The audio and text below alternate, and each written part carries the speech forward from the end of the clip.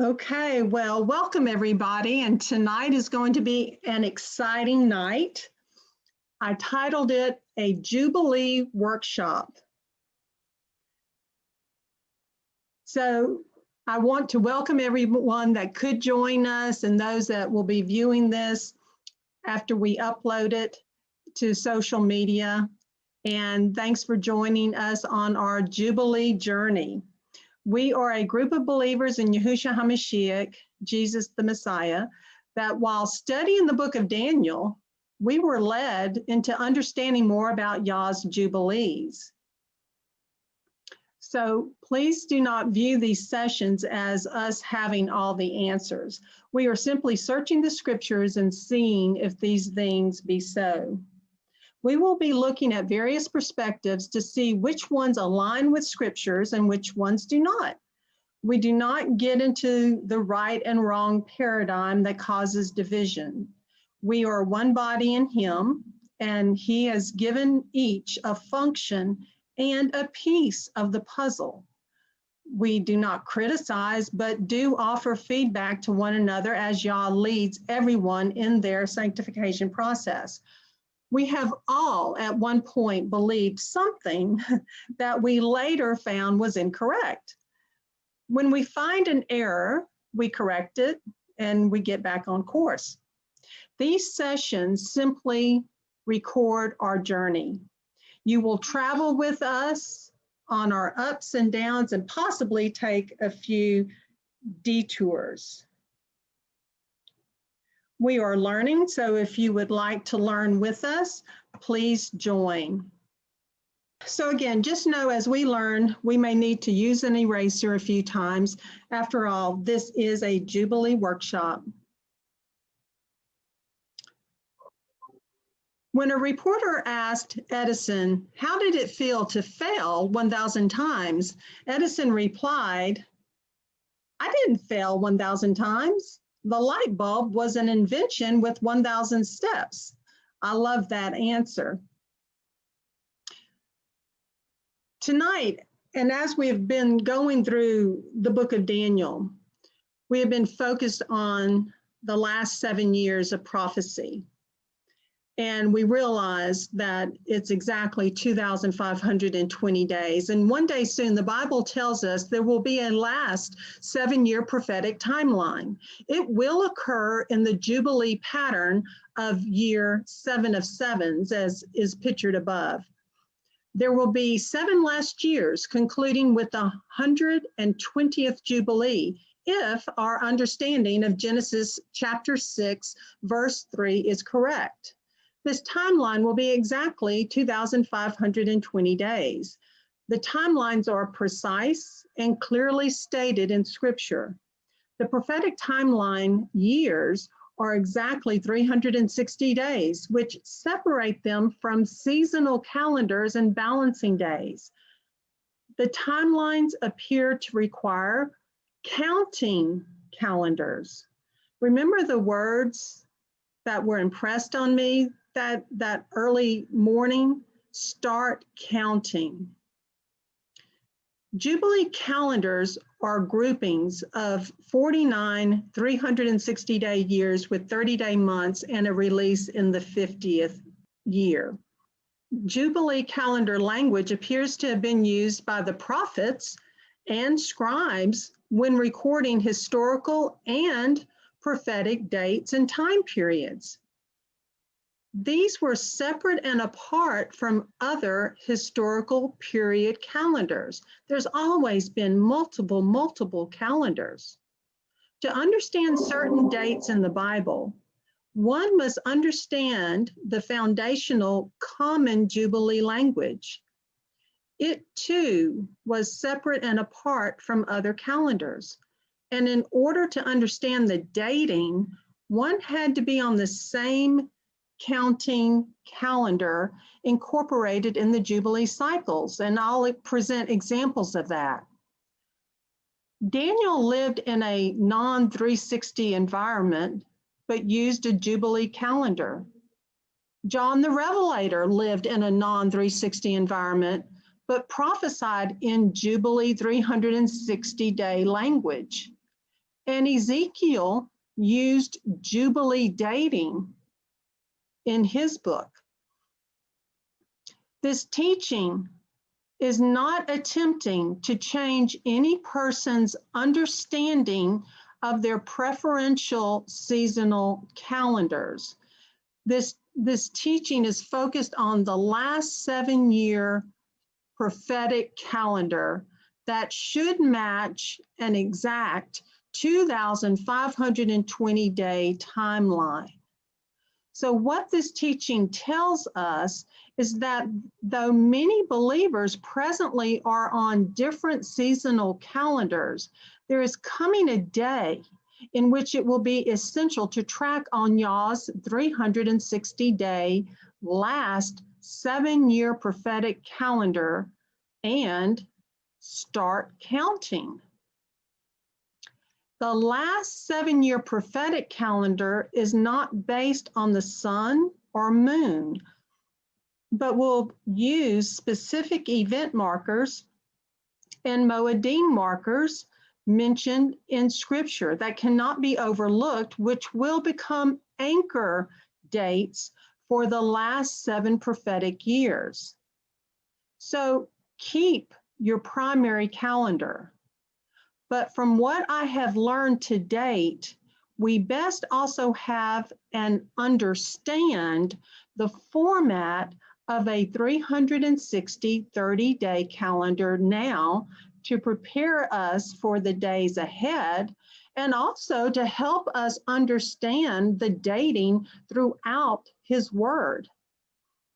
Can we not see that this would be a prime opportunity to bring Yah's people on the same counting calendar sequence, if only for the last 7 prophetic years? Would that not be a good thing? We read in Leviticus 25, verse 8 through 11, "And you shall count 7 Sabbaths of years for yourself, 7 times 7 years. And the time of the 7 Sabbaths of years shall be to you 49 years. You shall then sound a shofar, sound on the 10th day of the 7th new month, on Yom Kippur, or the Day of Atonement. Cause the shofar to sound through all your land.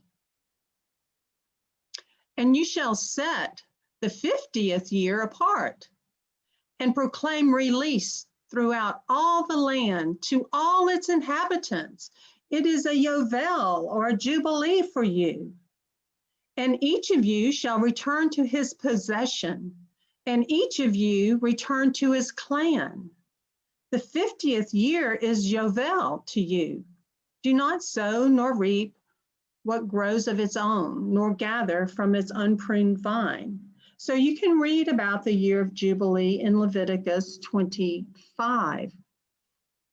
We also know Yovel appears in 22 verses and 28 times. That's not too many times, actually, and most of it is in Leviticus 25. The lives of Yah's people, however, revolved around knowing intimately about the Yovel or the Jubilee. And I don't believe we know intimately about the Yovel or Jubilee.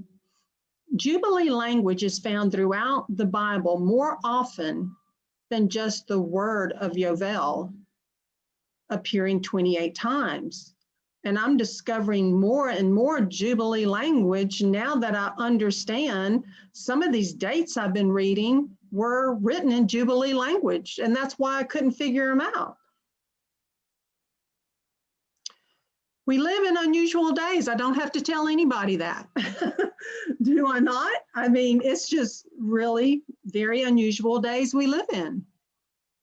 And in an article posted December 27th, 2020 in the Western Journal, it was titled, "Bill Gates, Savior Complex Spirals Out of Control, Funds Sun Dimming Plan to save the human race. Yeah, I got a life-size picture of that. We read in Wikipedia about space sunshades and sun shields. We read about Fresnel lens down here in the right-hand corner.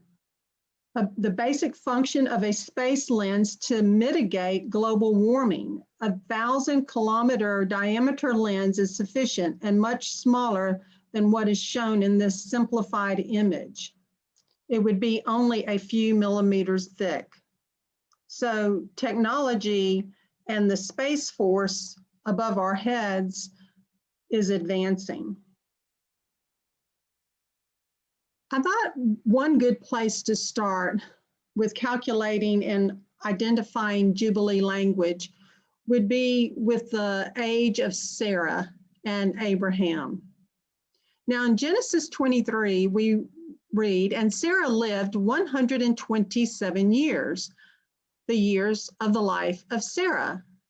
And in the book of Jubilees, in chapter 19, verse 7, which is an extra biblical text, and anytime you work with any extra biblical text, you must use great discernment. But I thought this was interesting in relation to Sarah's age, how it was written. And all the days of the life of Sarah were 127 years. That is 2 jubilees and 4 weeks and 1 year. These are the days of the years of the life of Sarah. So if jubilees were 50, then we would multiply 2 jubilees as it was stated. That would be 100. And then it talked about 4 weeks. So 4 times 7 is 28 plus 1 year, and that equals 129. Well, that's not 127. But if jubilees were 49 years, we do 2 times 49, we'd get 98. We do 4 times 7, and that would be 28 plus 1, and there you go, 127. So in the book of Jubilees, it's recording ages using Jubilee language. The same applies for Abraham's life. And these are all the years of Abraham's life which he lived, 175 years. And in the book of Jubilees, chapter 23, verse 8, it's recorded, and he lived 3 jubilees and 4 weeks of years, 175 years, and completed the days of his life, being old and full of days. So if jubilees were 50, then we would multiply 3 jubilees, would get 150, 4 weeks of years, 4 times 7, 28, and we would get 178. However, if jubilees were 49, we would multiply 3 times 49 and get 147 plus 28, and that would be 175. So we see how these ages were recorded in Jubilee language in the book of Jubilees. The years equate to Scripture.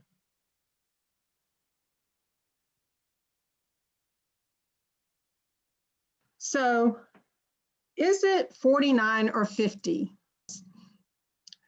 I looked at the possibilities, and we're learning together. So option number 1, I call the 5880. And that is the grouping of jubilees to be 49. And then the first year of the next cycle would be the 50th Jubilee. So like this first section is 49 years. And then on the next cycle, this one would be the 50th Jubilee year. But you still count 1 through 49 again. And then on the next cycle, that one would be the Jubilee year, and so forth and so on. Option 2 was my invention. And I believe it failed miserably, but I was trying to get it to be 6,000 years, whereas this first option ends with 5880 years. So with the 6,000, I was trying to see, well, I wonder if I could float the year, identifying the year as the 50th Jubilee.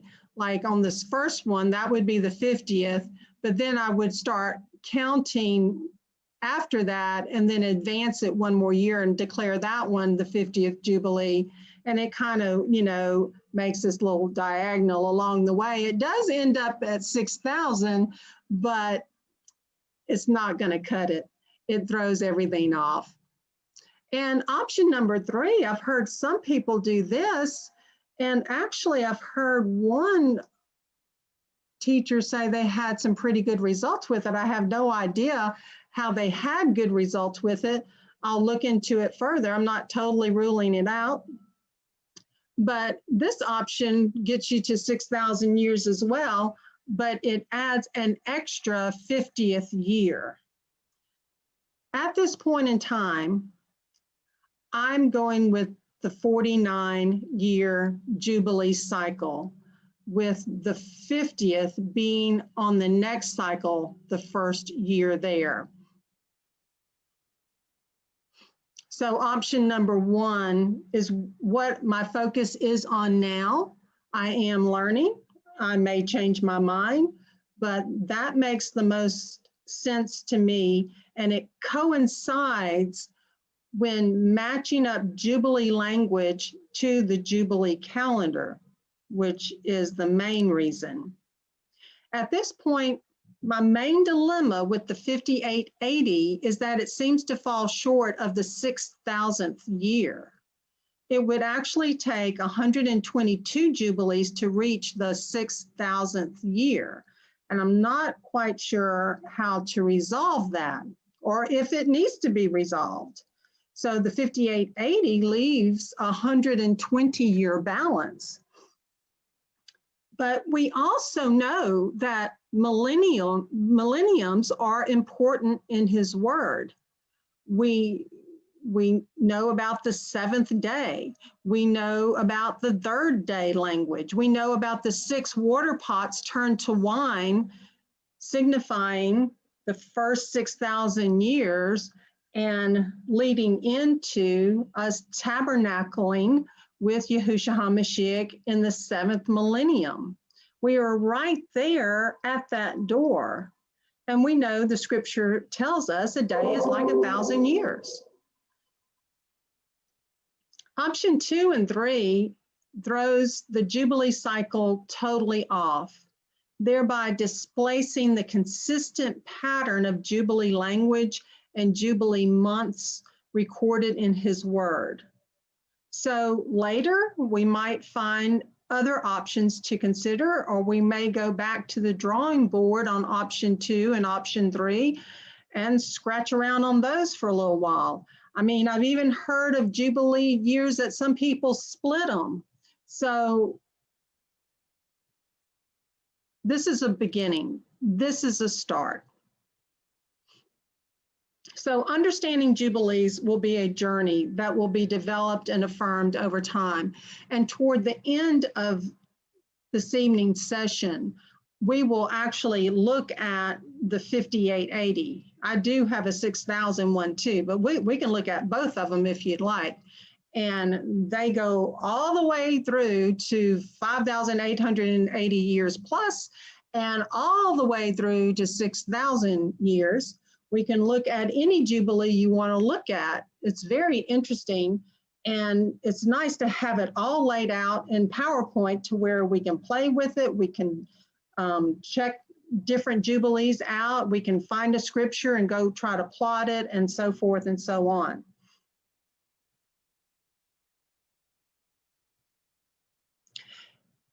I want us to watch a 5-minute clip excerpt from Mark Macmillan to help us refocus on what we learned from our Daniel study, and what exactly are these anchor dates, these anchor events that we're going to be looking for in the last 7 prophetic years. Another thing that should be brought out here is something we saw back in Daniel chapter 8. Almost out of context in the flow of the prophecy, Daniel saw this. Then I heard one saint speaking, and another saint said to that certain one who spoke, How long will be the vision concerning the daily sacrifice and the transgression of desolation, to give both the sanctuary and the host to be trampled underfoot? And he said to me, Unto 2,300 days, then the sanctuary shall be cleansed. In the video on Daniel 8, I didn't totally explain what I thought those verses meant, because we weren't really ready for it. But now, in Daniel 9:27, we've been given a major part of the picture or puzzle. We've been told of a covenant or peace pact lasting 1 week or 7 years. We've learned more about the daily sacrifice and the sanctuary, which were first mentioned in Daniel chapter 8. Roughly speaking, the 70th week, the 7 last years of this age, seems to run like this. We're told of a 7-year covenant or peace pact. 3.5 years into this 7-year period, we're told of sacrifices which will cease, and we're told the abomination of desolation will be placed in the temple. And like a puzzle piece that we just couldn't seem to fit, let's go back and see if these verses in Daniel 8 now fit. One angel asked the other angel, How long will be the vision concerning the daily sacrifice and the transgression of desolation, to get both the sanctuary and the host to be trampled underfoot? This sounds like a question of how long will be the period where the animal sacrifices are going on and the period of the abomination of desolation. The other angel answered, 2,300 days, then the sanctuary shall be cleansed. So, if we're understanding this correctly, around 8 months after the beginning of the 7 last years, animal sacrifices would begin again, marking a period of around 6 years and 4 months for the time of the sacrifices and of the abomination of desolation. So this last 7-year period would begin with the confirming of a covenant by the Antichrist. It seems there's an indication that around 8 months later, animal sacrifices will begin. Then, at the 3.5-year point, the middle of the 7 years, the sacrifices will be stopped, and the abomination of desolation placed in the temple. Jesus said the Great Tribulation would begin at that time. This will go on until the end of the 7 years. Jesus said immediately after the tribulation, he would return for his people. There's a lot to absorb here, and my goal is to try to make this as understandable as possible. In the classes I've taught on this in the past, I've tried to use what Jesus himself said about these things when he was answering his disciples. Let's look at that once more. You could think of it like someone giving you directions. They might say, you go down this road and you'll see a hill and there'll be some trees. Kind of general things. That's what Jesus did when he said there would be wars, famines, pestilences, and earthquakes. But the one giving you directions might then say something like, but when you see that big red barn, when you see that, then... That's how Jesus taught this. After the somewhat general signs, he next gave something very specific indeed. He said, when you shall see the abomination of desolation, spoken of by Daniel the prophet, standing in the holy place, when you see that, then there will be great tribulation. It's actually pretty clear, and I've often encouraged people to even underline those words there in Matthew 24, when and then, because there's another one after that. Jesus next said, immediately after the tribulation of those days, he will gather together his elect. So to make all this simple, and even something you can share with others, some people underline those words in their Bible. When, then, and immediately after. Have all your questions been answered? Probably not. Maybe you even have more questions now than when we started this class. but hopefully at least they're new questions. We've covered a lot, and there's still so much more to be learned. But this is the point in prophecy that Daniel told Nebuchadnezzar about in Daniel chapter 2, when he told the king, "And in the days of these kings, the God of heaven will set up a kingdom which shall never be destroyed, and the kingdom shall not be left to other people, but it shall break in pieces and consume all these kingdoms, and it shall stand forever." This is the finishing of the 70th week, which brings us back to the point originally told us in Daniel 9:24. 70 weeks to bring in everlasting righteousness. It's a very sobering picture. It doesn't have to frighten us, although some of it might. I'll leave you with 3 beautiful verses, one from Revelations chapter 12 and 2 from Daniel 11. In Revelations, talking about the people of the last days who will be facing the demonic forces of the Antichrist, it says of the followers of Jesus, "They overcame him," the Antichrist, "by the blood of the Lamb and by the word of their testimony, and they loved not their lives unto the death." God's people of the last days are going to face a time of trouble such as has not been before. But it says here that some of them are going to be overcomers and victors for God, as others have been who stood up for him through persecutions of past centuries. And in Daniel 11:32 and 33, we read of the same period of the last 3.5 years. "But the people who know their God shall be strong and do exploits. And they who understand among the people shall instruct many."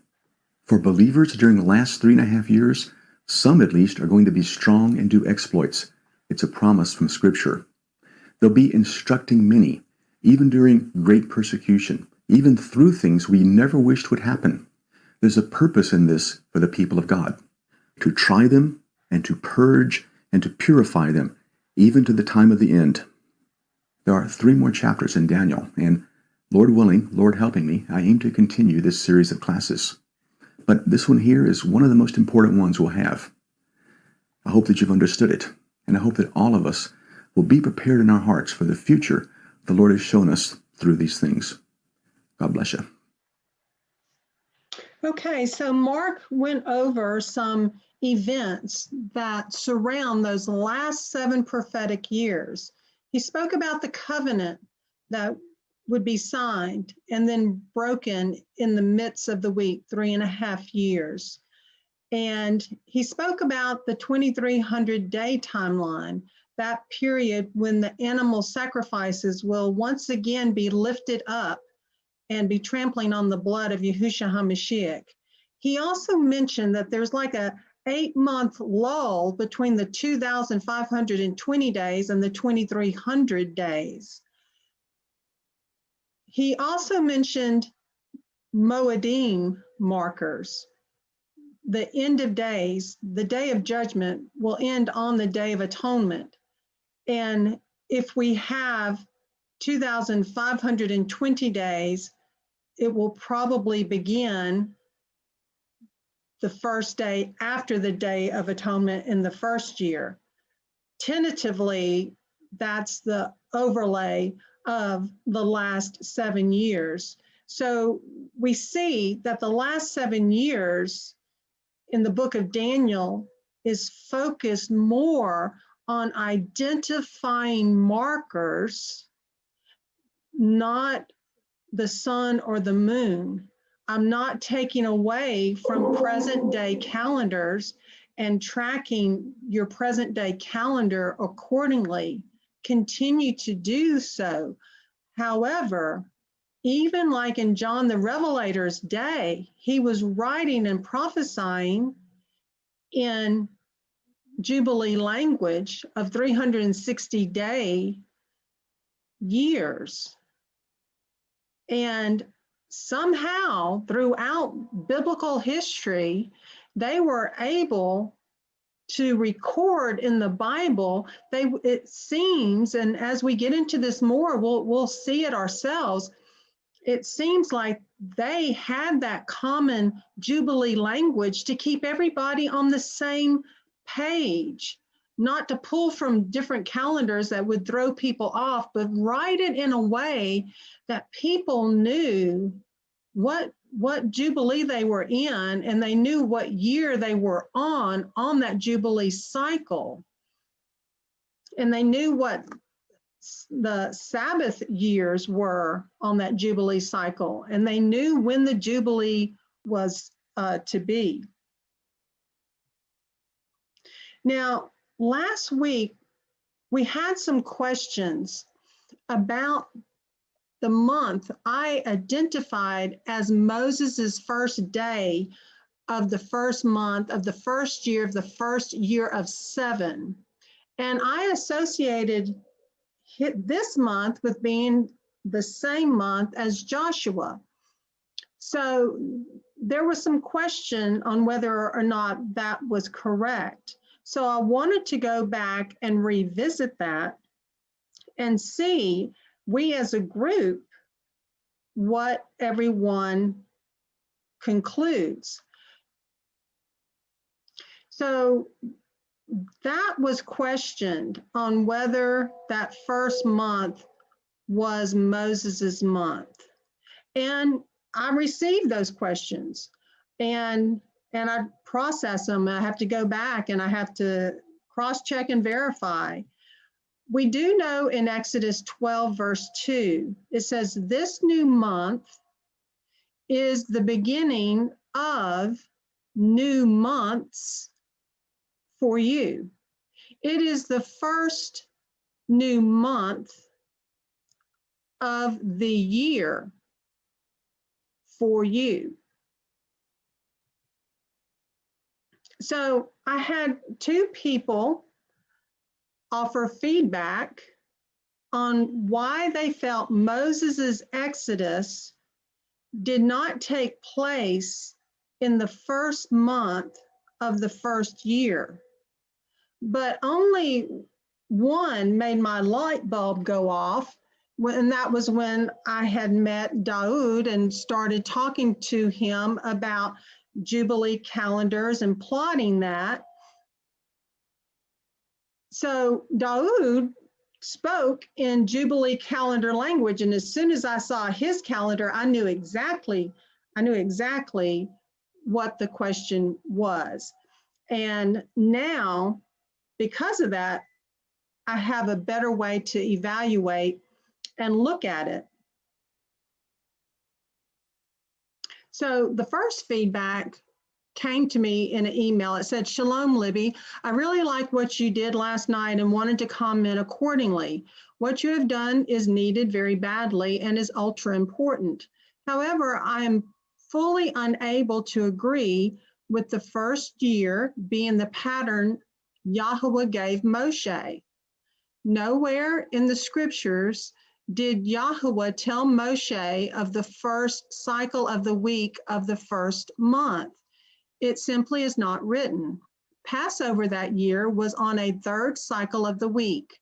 That is how they accomplished traveling 3 days and then crossed the sea at night to have the rest of the Shabbat on the other side.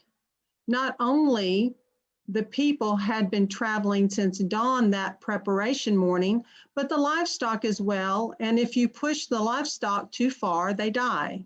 Everyone needed a rest. The ladies were out singing and dancing praises to Yahweh. Be certain that when there are ladies out singing and dancing, the men will not even break camp to go anywhere.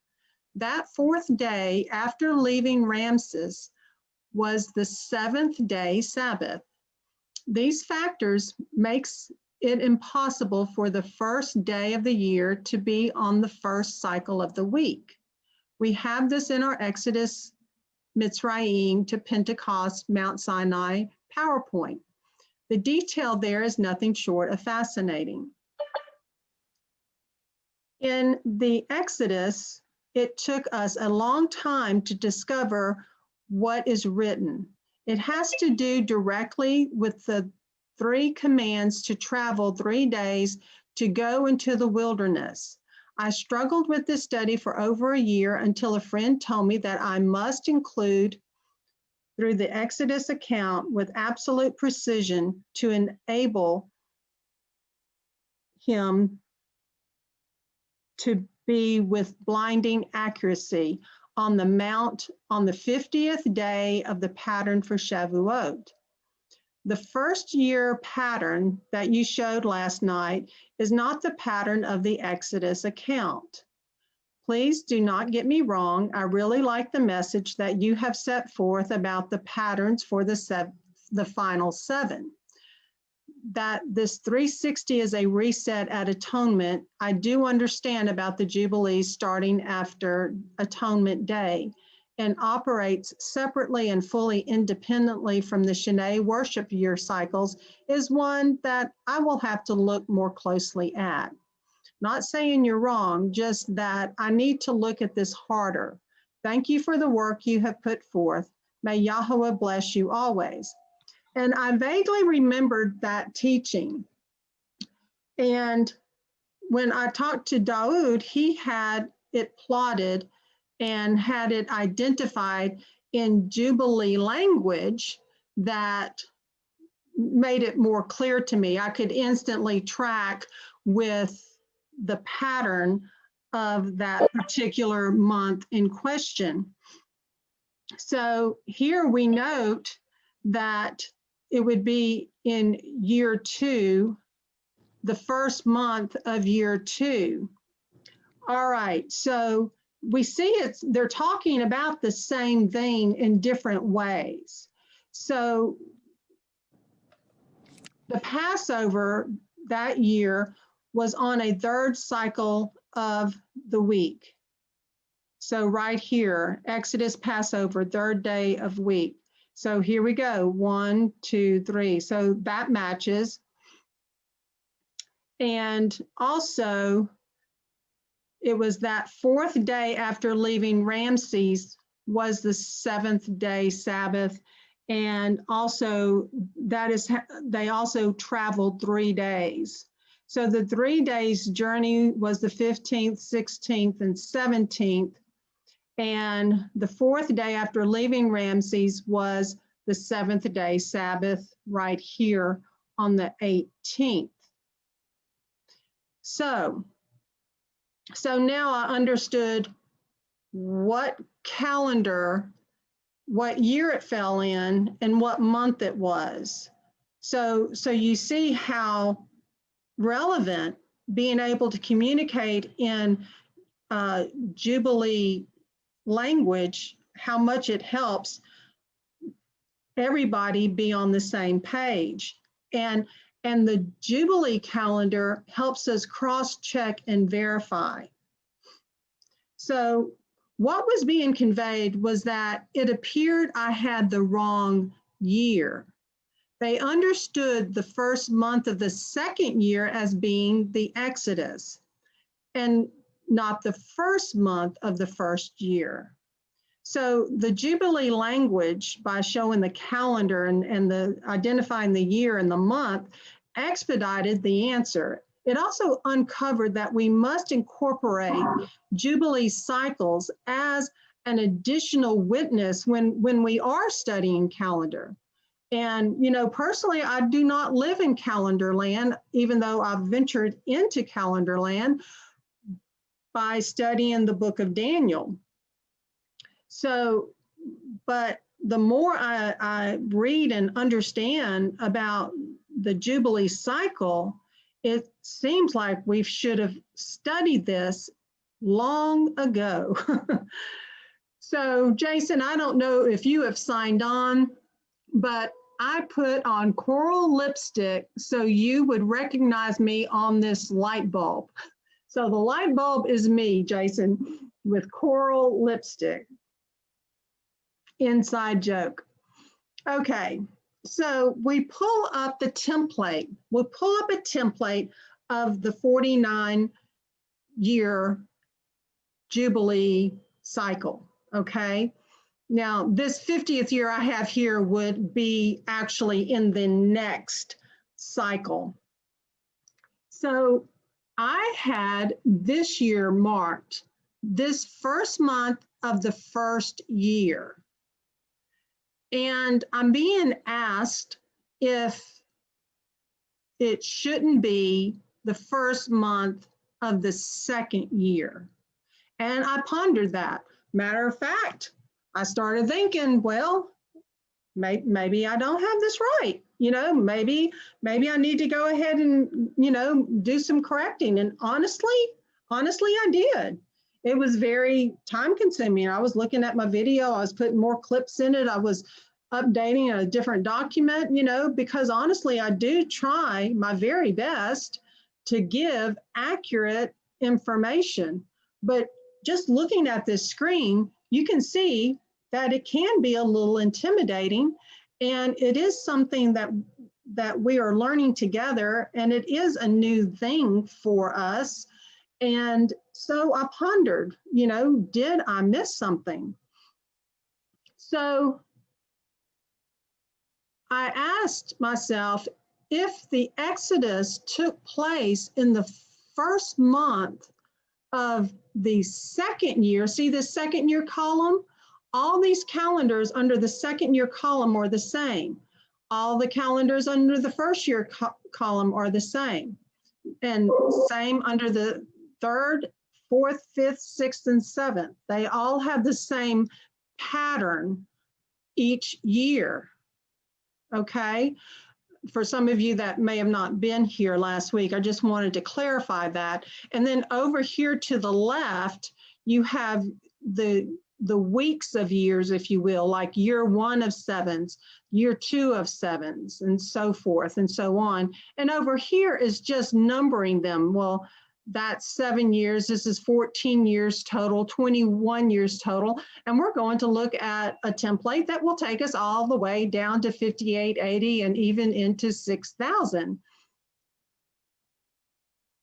So if the Exodus took place in the first month of the second year, was this going to throw off the overall Jubilee cycle? I mean, after all, wouldn't the Exodus take place on the 50th count to set the captives free? And, I just met Dawood and we discussed that. When I saw his layout on the calendar and I remembered that teaching, I too had listened to, but at the same time, this thought was on both of our minds. Wouldn't the Exodus take place on the 50th count to set the captives free? And then I remembered what Mr. Judadan made in one of his remarks. Let me just review a portion of it, just the yellow portion. And this was really a blessing that Yah placed Mr. Judadan on my YouTube channel, and he was kind enough to make several detailed comments that have been extremely helpful. And he says a Jubilee cycle is 49 years. On the 10th day of the 7th month, the Day of Atonement of the 49th year, the 49th years down here, you blow the trumpet, letting everyone know that Jubilee begins in exactly 5 months and 20 days. The 50th year is also the beginning of the next Jubilee cycle. The trumpet is blown forever on the 5th day of the week, the 10th day of the 7th month of the 7th year, always in a Sabbath year if you are going to, and then he goes on to share how to set up the calendars. And based on how he told me to do that, I did it. And I've even shared PowerPoints that have the templates, the seven-year template pattern, and also templates for Jubilees. I mean, you could do any of this yourself with just those 2 PowerPoints. I mean, anything I have that will be of help to anyone, I'll share it because I want us to understand. I want us to know what Yah is telling us when he placed it on my heart to start counting, when he put everything in front of my face, including a calendar with what looked to be like two olive trees growing together. I mean, it was incredible. And that's how he speaks to me. So I say all of that to say this: we should ponder this one a little longer, because setting the captives free should be on a Jubilee. Therefore, let us look for a second witness. So this is just the process I was going through. And over here to the far right of your screen, these are denoting the Sabbath years, okay, over here to your right. Okay, so now this is the example of the second year template. See it down here in the right-hand corner? This is second year. And this is the calendar month that is felt to be the Exodus calendar month. So the feedback was that what was being communicated was that it appeared I had the wrong year. See, I was working in year 1. They understood the first month of the second year being the Exodus and not the first month of the first year. So I did a little snapshot. See, I'm in this year, and the feedback was that it should be this month in this second year. So is that correct? I mean, at first, like I said, I thought, well, maybe I have it wrong, and maybe I need to go and try to make corrections and do all this. And I did, and then I undid it, because the more I looked at it, I just have to bring it to the table that I think there's some conflicting scripture that we need to look at. So I had this big question mark in my mind. But what did happen in the second year of the Exodus? What happened in the second year of the Exodus? So this is the second year right here. And it came to be in the first new month of the second year. Okay, so here, see here, I go and grab what I sent out to everybody, the template. I go and grab year 2, all right? Because it's the first new month right here, if we were on this smaller calendar right here. This is just enlarged so we can see it. And it came to be in the first new month of the second year. So I have the second year here, and this is in the second year column, on the first day of the new month. So here we mark the first day of the new month, that the dwelling place or the tabernacle was raised up. Okay, thus it was the second year, got it. First day of the first month, got it. Year 1 of the 7s, over here, year 1 of the 7s, that the dwelling place or tabernacle was raised. So my question is this: how could Moses's Exodus and the raising of the dwelling place, tabernacle, tent, both occur in the same month of the same second year? Because the tabernacle was raised on the first day in the first new month of the second year, on the first day. And if we use the same calendar as the Exodus on the 14th, that conflicts. So until I can have some other type of insight, or if someone's seeing something that I'm not seeing, just let me know. But I had to go back and leave it as I had originally laid it out, because it just didn't pan out from what I can see, unless there's something you all see that I'm missing.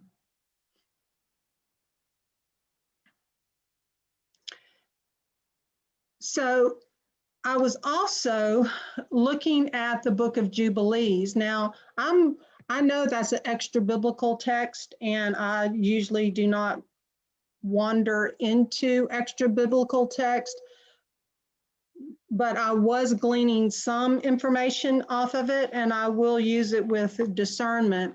But I thought this part was pretty interesting. It came from the very beginning of the book, chapter 1, verse 1. And I guess that's what caught my eye. And it says, and it came to pass in the first year of the exodus of the children of Israel out of Egypt. So right there, we have, and it came to pass in the first year of the exodus of the children of Israel out of Egypt. So I grabbed the first year template right here. See? In the third month, on the 16th day of the month. So, and it came to pass in the first year column, first year template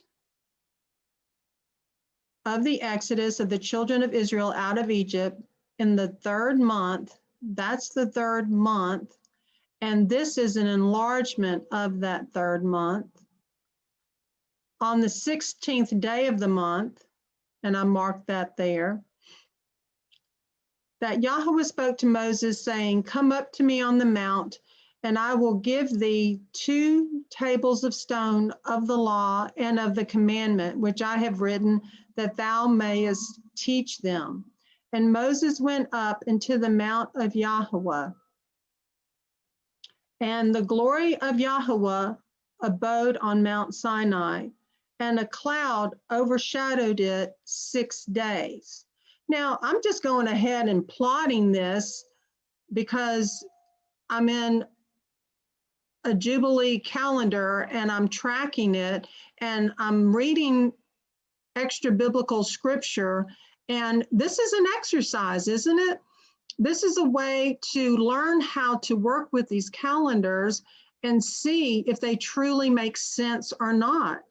So it said, and a cloud overshadowed it 6 days. So I put 6 days here. And he called to Moses on the 7th day out of the midst of the cloud, and the appearance of the glory of Yahweh was like a flaming fire on top of the mount. So he called to Moses on the 7th day. So that would be right here, which would land on the 24th. And Moses was on the mount 40 days and 40 nights, and Elohim taught him the earlier and the latter history of the division of all the days of the law and of the testimony. So 40 days and 40 nights from the 16th forward was what I counted, and I ended up here. So that is how I just use those verses to plot it on a calendar. So this was talking about the time possibly that Moses was getting the 2 tables of stone. So here again, you know, this is the Exodus Passover that helped me see where everybody's mind was and where everybody's calendar month for the Exodus was. It was extremely helpful. And, you know, I compared the two, And I thought what was interesting was on this one, the Pentecost would be on the 4th, and on this one, it would be on the 8th. So it actually fell identical placement in that second week of the 3rd month, the first day. Anyway, I thought that was interesting. I wanted to review it with everyone. If there's something I'm not seeing, just let me know, okay? So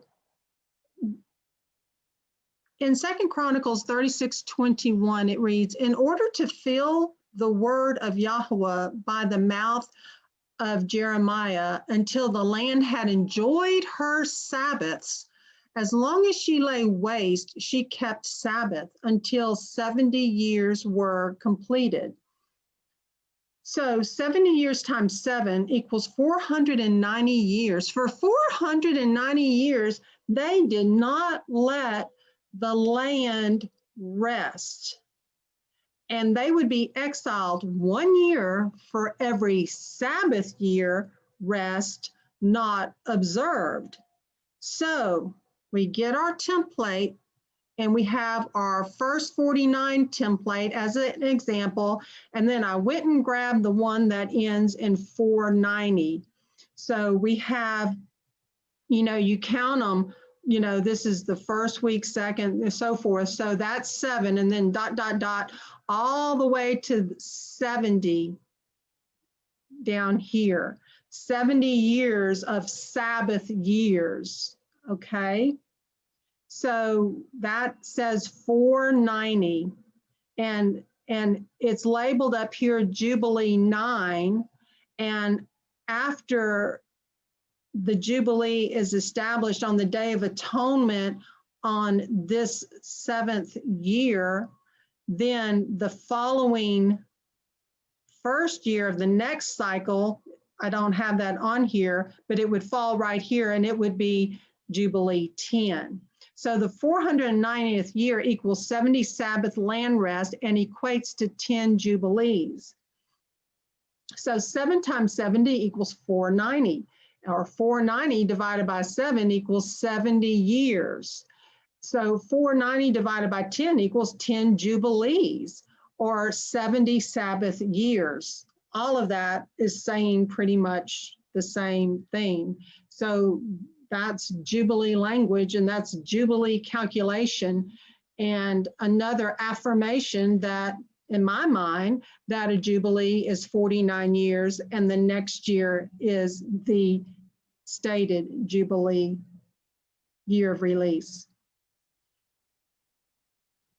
So this is biblical verification that Jubilees are 49 years, with the following year being declared the Jubilee, the year of the release.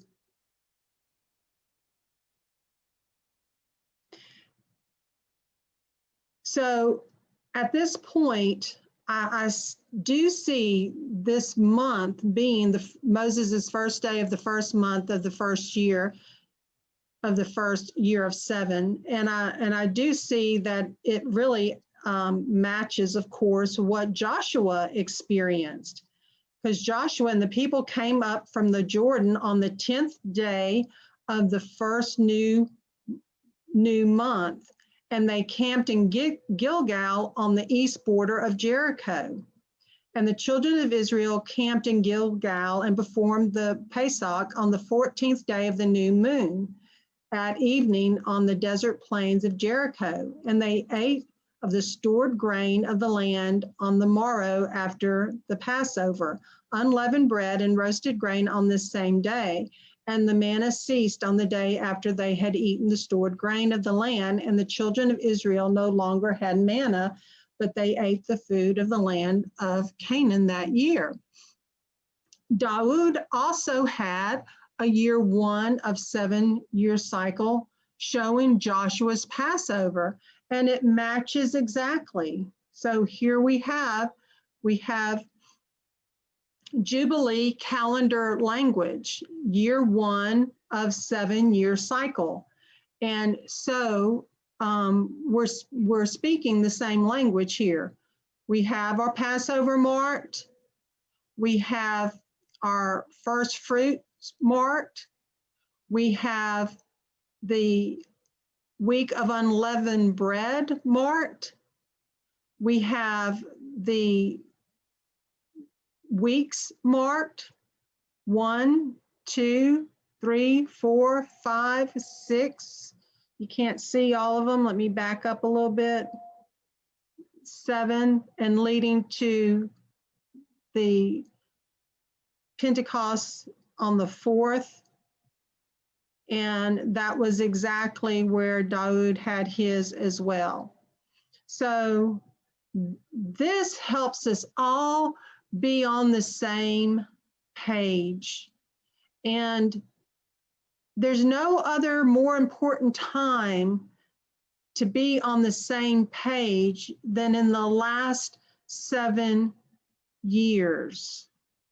And we're learning that, well, and I'm seeing it this way. I don't know if y'all are seeing it this way, that the last 7 years make up this calendar is different. It's like apples and oranges. It's like a special calendar. It's like a calendar that's marked, the parameters are marked with events and anchor Moedim and 120th Jubilee cycle. And it's got so many different parameters identifying it from all different kinds of angles.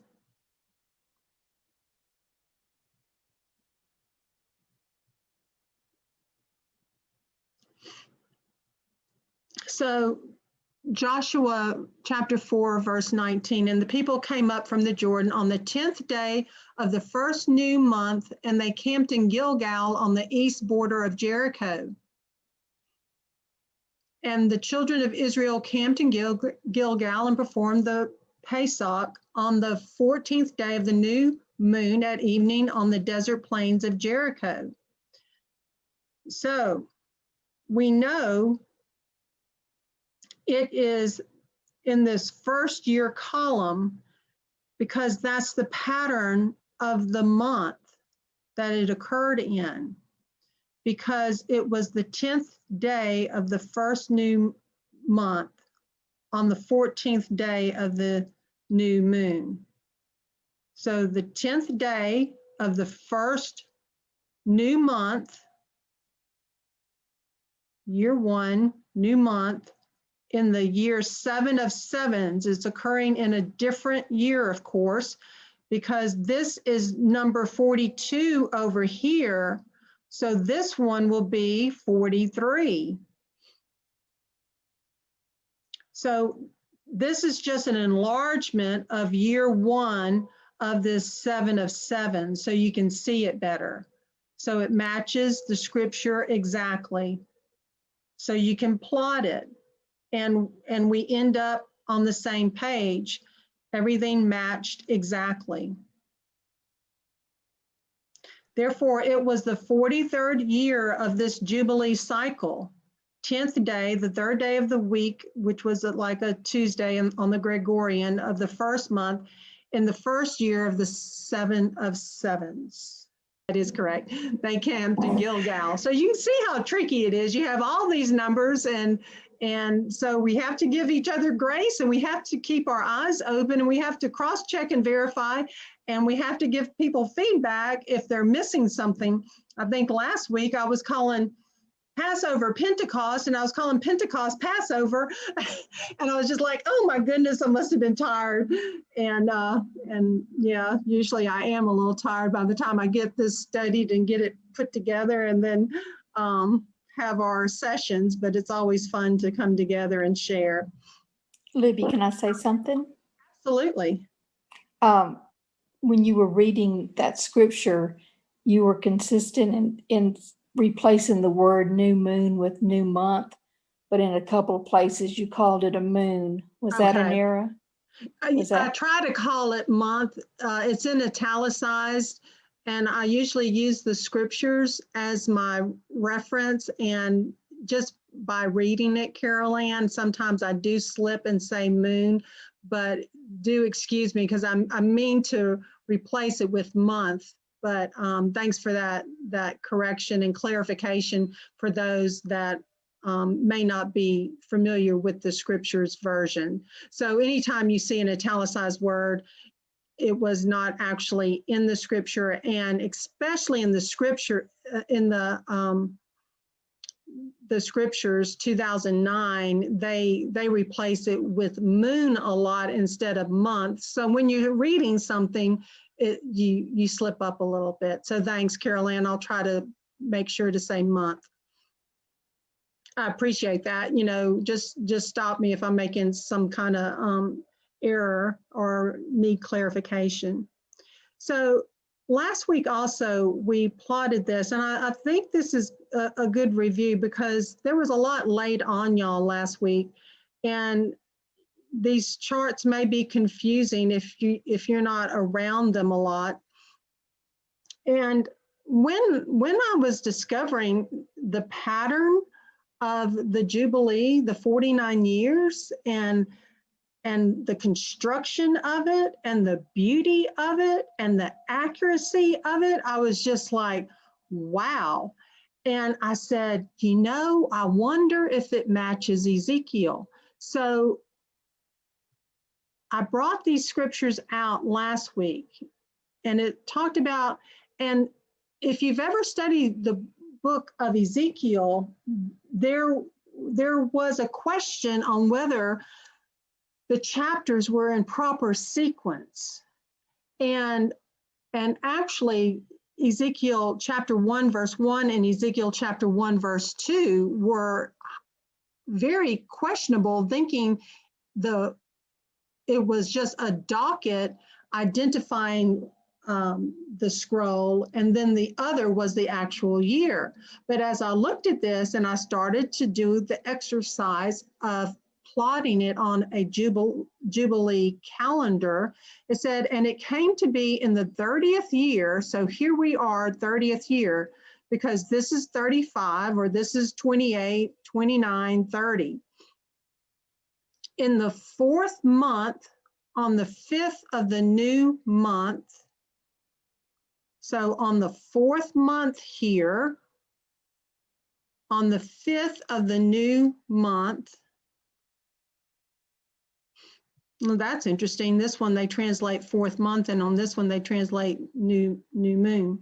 Okay, so on the 5th of the new month, okay, in the 4th month. So we are under what column here?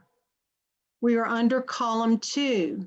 So to expand and get a larger template, I need to go grab year 2, because all of these are this calendar. All of them in this row is this pattern, okay? So I grab us a 2nd year template. I put a box around the 4th month, and it was the 5th of the new moon. Verse 2, on the 5th of the new moon, it's repeated, 5th of the new month, in the 5th year of sovereign Jehoiakim's exile. So this was just repeating that this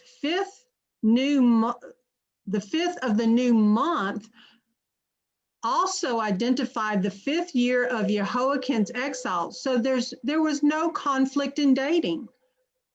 I simply could not, and many others could not, read this Jubilee language. But if you have a Jubilee template, you read it perfectly. And this is a perfect example why I go with the 49 years. If we had counted like 50 here and pushed everything over, I would have never found this 30th year. It would have been somewhere else.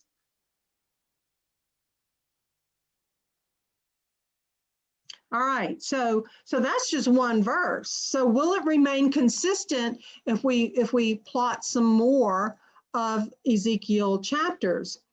So, and I just shared how if we see if Jubilees are shifted by counting 50s, we could have never been able to exactly match the 30th year of a Jubilee cycle as stated in Ezekiel 1, verse 1 and 2. This is even without identifying the actual year, other than it was the 5th year of Jehoiakim's exile.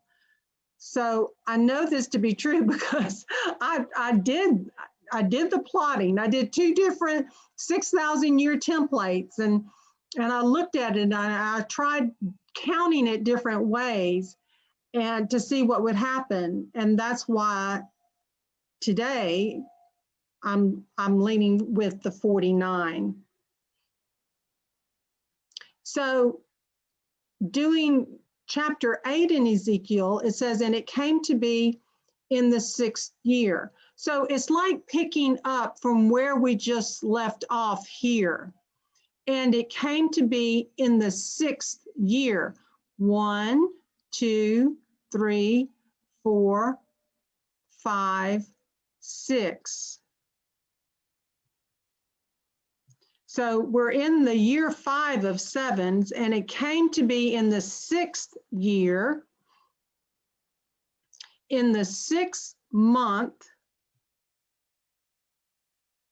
So I get year 6 template, see, year 6 template, and I find that 6th month on the 5th of the new month, as I sat in my house with the elders of Yehuda, sitting before me, that the hand of the Master Yahweh fell upon me there. So I think this is very interesting scripture right here, abominations in the temple. But right now we're just tracking and plotting Jubilee language on the calendar, and Ezekiel was very precise. That's a very precise book in Jubilee calendar language. It's a great place for us to do some exercises to see if we can plot these out. So I did a new one today. It was Ezekiel chapter 40, verse 1. It said, in the 25th year of our exile at Rosh Hashanah, on the 10th of the new month, in the 14th year after the city was stricken, on that same day, the hand of Yahweh came upon me and he brought me there. So in the 25th year of our exile, well, honestly, we need the information we found here about here in the 30th year. So we'll bring that scripture back up because it told us that on this 5th of the new month, in the 5th year, it was in the 5th year of sovereign Jehoiakim's exile. So this is already in the 5th year of exile. But we don't need the 5th year, we need the 25th year. So we number 25 years. 6, 7, 8, 9, 10, 11, 12, 13, 14, 15, 16, 17, 18, 19, 20, 21, 22, 23, 24. Up, I need 25, which would be the head of the new year. That would be 25. And that would be holding the slot number of like this position, but on the next cycle. I just brought it forward so we could see it. So this would be number 25. So in the 25th year of our exile at Rosh Hashanah, on the 10th of the new month, in the 14th year after the city was stricken. So the head of the year is in Aviv. And this is showing that matched it exactly. Now, I do understand some recognize Rosh Hashanah as the 7th year, but the true head of the year is Aviv. What do y'all think about that? You said 7th year, you meant to say 7th month. Oh, thank you. I appreciate that. You're absolutely correct. I do that often. Unfortunately, I call years days and days years, and apparently years and months. That's all right. Lets me know I'm with you. Yes, it does. It does. Yes, it does. I thought this one was a really cool one that showed really a support for, because I did the 30th year and the 6th year last session. Today, I added this scripture, and I was just, I mean, look, wow. Wow. I thought it was wow. In the 25th year of our exile at Rosh Hashanah, on the 10th of the new month, in the 14th year after the city was stricken. Now that 14th year, I couldn't, oh, there we go. In the 14th year was probably equating to the 3rd and final siege by Babylon, destroying Jerusalem. Because it said in the 14th year after the city was stricken. So, I mean, I didn't go back to get that year, but I do want to. Eventually, what I want us to do now is to kind of put some years with what all is happening. Right now, I'm just using that first template of 49 years to show how we can plot these things. Yeah. So one of the comments that Mr. Judidan made under the video teaching, he did share a specific date. He shared, he had typed this on December 16th, 2020. And Mr. Judidan has been doing this now for 11 years. And he's been very devoted to it. He shared that he's lost friends and family doing this. And he goes on to say, it just now happens to be the 5th day of the week, the 11th of Joseph. Now he named all of the months by all 12 patriarchs in order of their birth. I thought that was kind of neat. So he said, so I use these comments he makes as an exercise and a teaching tool for us. It just now happens, he says, to be the 5th day of the week, the 11th of Joseph, which means equates to the 11th month, 4th year in the 6th week of years, the 39th year. Okay. So it's in the 39th year. So here's 42, 41, 40, 39. In a 49-year cycle, with the 50th being the first of the next cycle. Hence, the first will be last and the last will be first. Isn't that kind of neat? So what we have to do here is we have to get the 4th year, right? So we go and get our 4th year template. See, I have them labeled in the bottom right-hand corner, year 4. It just now happens to be the 5th day of the week, the 11th month. So it's the 5th day of the week, 1, 2, 3, 4, 5, the 11th month.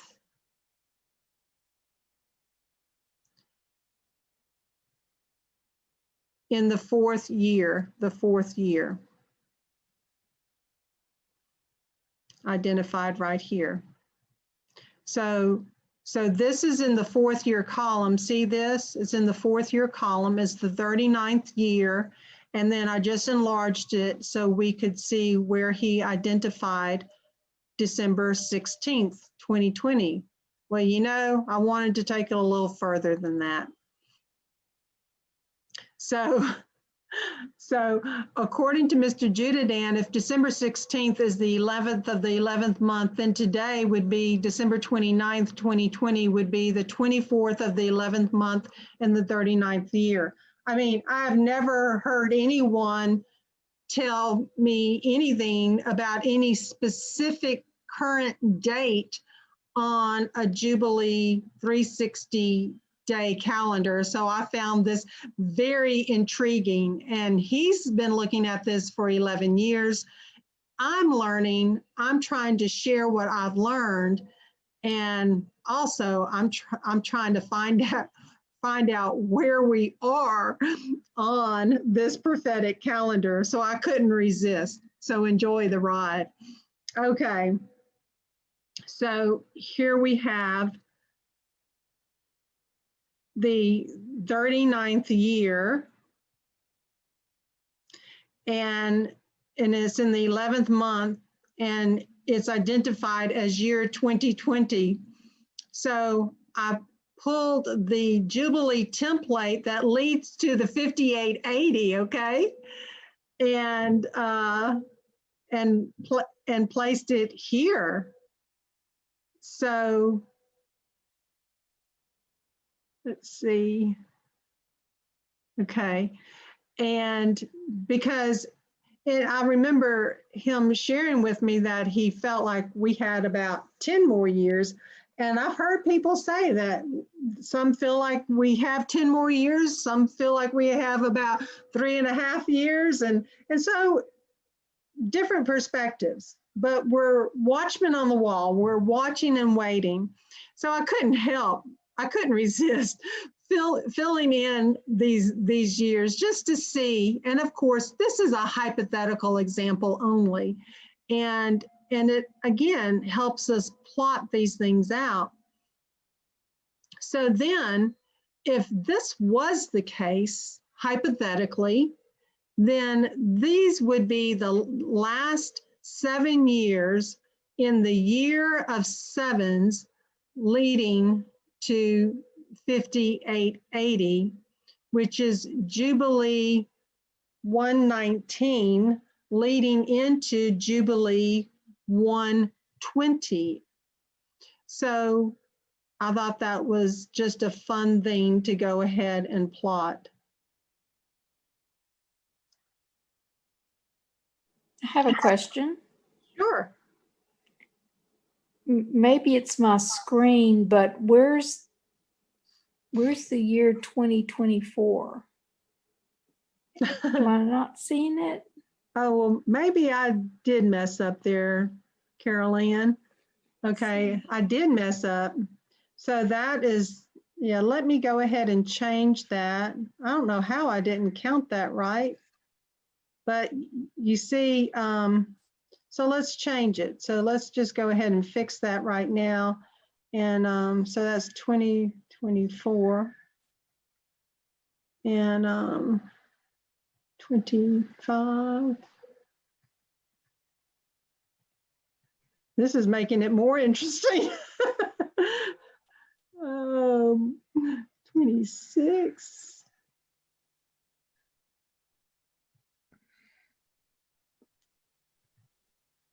I don't know how I did that, 27, but you see, you look at all these numbers and these charts and everything, it's easy to kind of get off track, get a little distracted.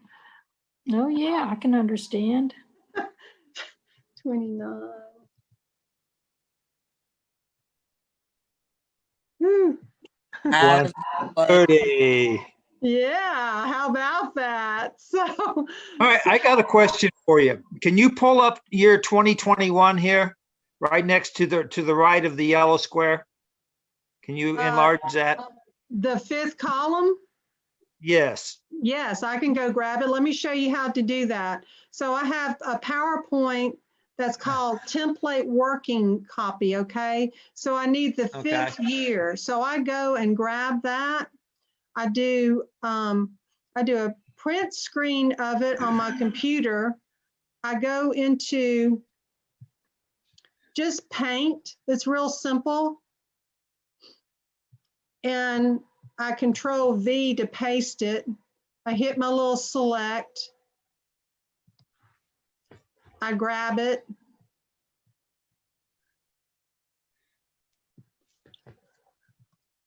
Do a Control C to copy, and then I take it over to the template and I drop it in, and you simply shrink it. So this is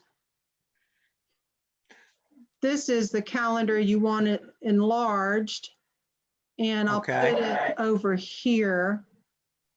I'll put it here for now. And Do you know why I wanted to do that? No, I don't. Well, we've already calculated that year 2021 will be the first year of a 7-year cycle. And that's witnessed to what you've got here.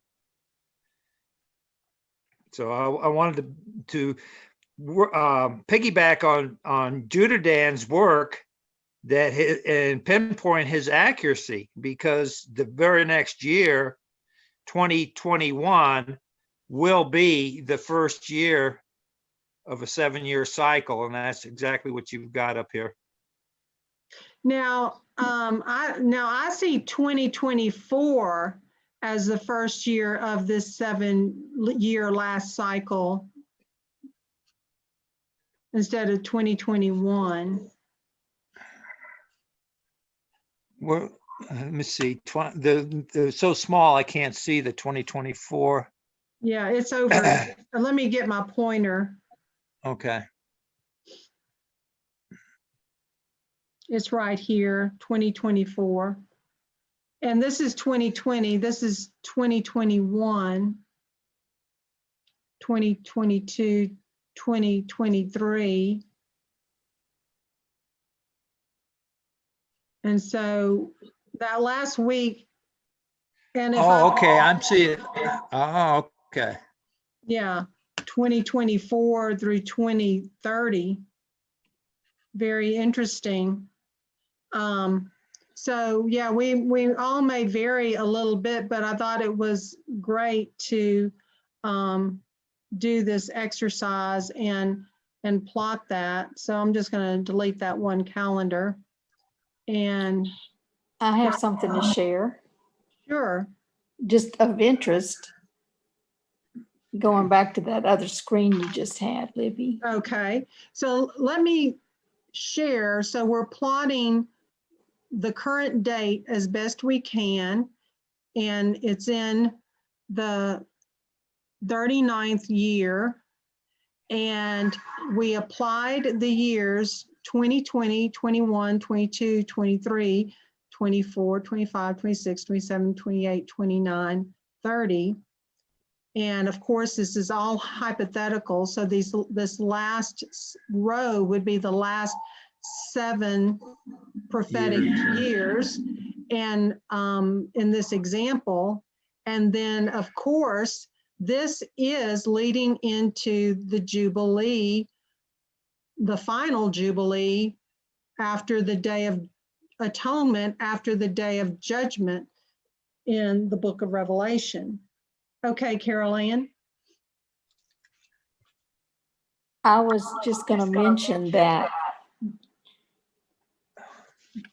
the second solar eclipse that's going to cross across America, the first one was in 2017.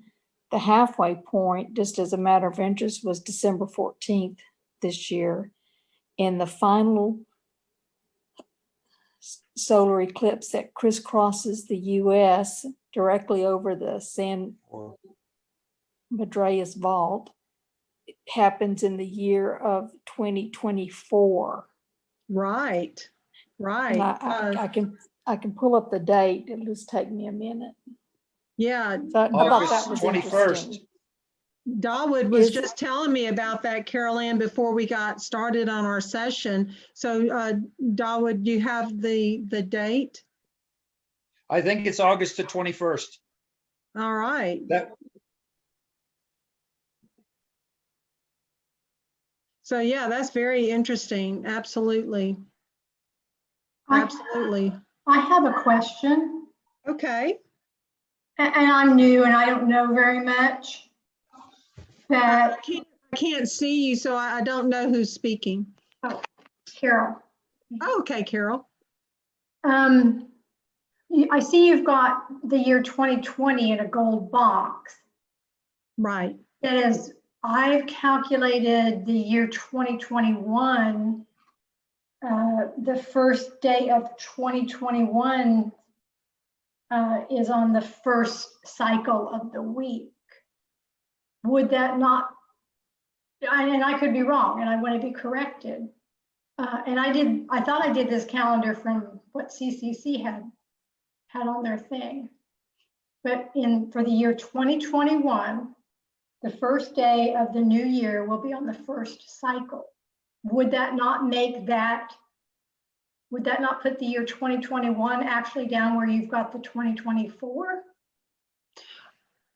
Very, very good point.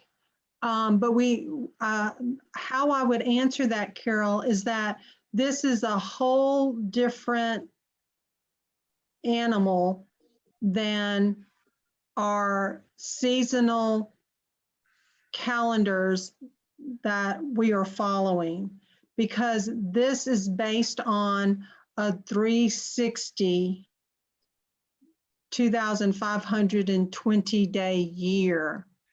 So this is totally different than most calendars, yet it seems to have had a place throughout biblical history as a cross-check and verification, and also a way that would consistently and accurately record dates, where today we can look at that book of Ezekiel and plot those dates. So the covenant calendar is something that you're not going to be able to match it up exactly with this. And this particular example, Carol, is just a hypothesis. This is someone that has been studying the 360-day calendar and the Jubilee cycles, and this is his impression of where today would be. That we should not be surprised that it doesn't coincide with probably any calendar out there. And this should be used as a tool for us. I want us to look at this as a tool for us in the prophetic last 7 years to prepare us to start counting, like I've started counting, because hypothetically I've positioned the Abraham Accord that was signed on September 15th as being the hypothetical date that followed the Day of Atonement. And I started counting just to practice, if you will. And it happens to be day 95. Now, I'll keep on counting. And if I should see those animal sacrifices that should kick off the 23-day timeline in the book of Revelation that takes place on a special altar in Jerusalem, because they have done animal sacrifices, but it hasn't been on a special altar, or it hasn't been on the Temple Mount, or what they call the Temple Mount, which is really the Antonio's fortress. But if we should see animal sacrifices reinstituted this coming Passover or on the second Passover, then I would know that I'm seeing the last 7 years unfold. But if I don't see it, I just scratch this calendar and I go, nope, that wasn't it. That Abraham Accord wasn't the so-called agreement. Scratch it off, but we're watching, we're waiting, we're observing. So does that answer your question, Carol? Because these are two different that's two different calendars. I follow the covenant calendar too, but this is a totally different deal. Well, you certainly answered the question, but because I'm new to this, I didn't follow hardly a word you said. So, Okay. yeah, I'm sorry. That's okay, Carol. The other Carol, I see that you stuck up a piece of paper that said April the 8th, I believe, 2024. That's an interesting date in itself, is it not? Because that likely, I'm kind of guessing that I haven't done the calculations for that, but is that Passover? I don't know. I just That'd be very captured interesting. this graphic, showing the two eclipses and the dates. Yeah. Very good. So, yes. Okay, so this is like the ending part of the 5880. And this was an example of trying to place where we were at based on someone that's been doing this much longer than myself and all of you. So we're just trying to glean from his insights and see what we discover and see even if we can plot these things out. So now we can go and look at a 5880 Jubilee template.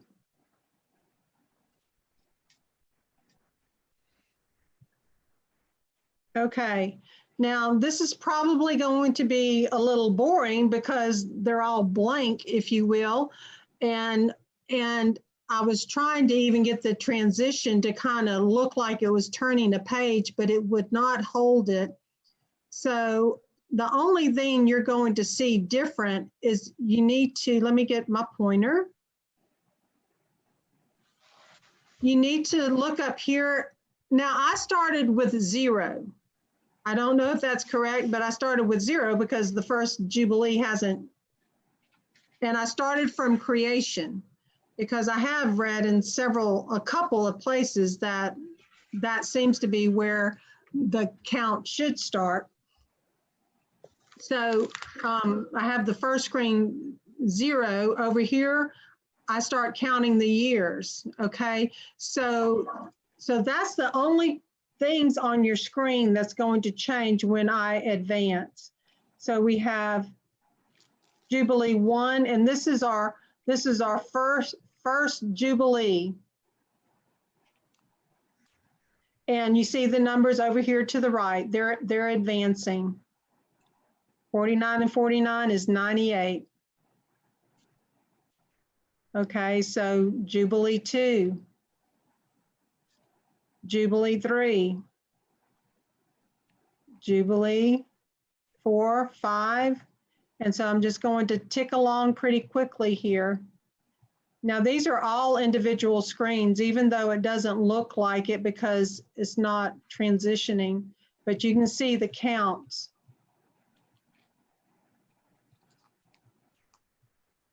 And there was something that Carol Ann, here it is, Carol Ann had come across this in the Book of Jubilees. And I said, well, just give it to me. Let me see if I can plot this. And it's practice, right? And it was from chapter 4. And it said, at the close of the 19th Jubilee, in the 7th week, in the 6th year, 930. So here's year 931. Here's year 930. It's in the 6th year. There's the column. And so I grabbed the template for year 6. Thereof, Adam died, and all his sons buried him in the land of his creation. And he was the first to be buried in the earth. And he lacked 70 years of 1,000 years. So here we are, 930. And see, the 19th Jubilee in the 7th week in the 6th year. Oops, okay. Sorry. So 930, and then you add 70, and it says it was 1,000 years. It lacks 70 years of 1,000 years. And so that's where it would be placed right there. And this was the year he died. In the 7th week in the 6th year.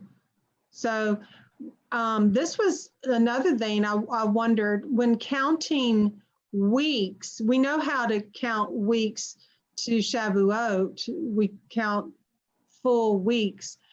But I was wondering if we counted 7 weeks, would it start with this second row since it's complete? Or would it start with the first? I'm thinking it would start with the second. So if we actually counted 7 weeks, I'm thinking 1, 2, 3, 4, 5, 6, 7, and I highlighted that one as the week he died. So anyway, that's just an example. But as I click through these, I'm just going to click through them pretty quickly. You see the numbers to the right changing. We're going through screens, even though it may not look like screens. So, so as we keep advancing through the years, we get to, of course, the very interesting year of 4,000, right?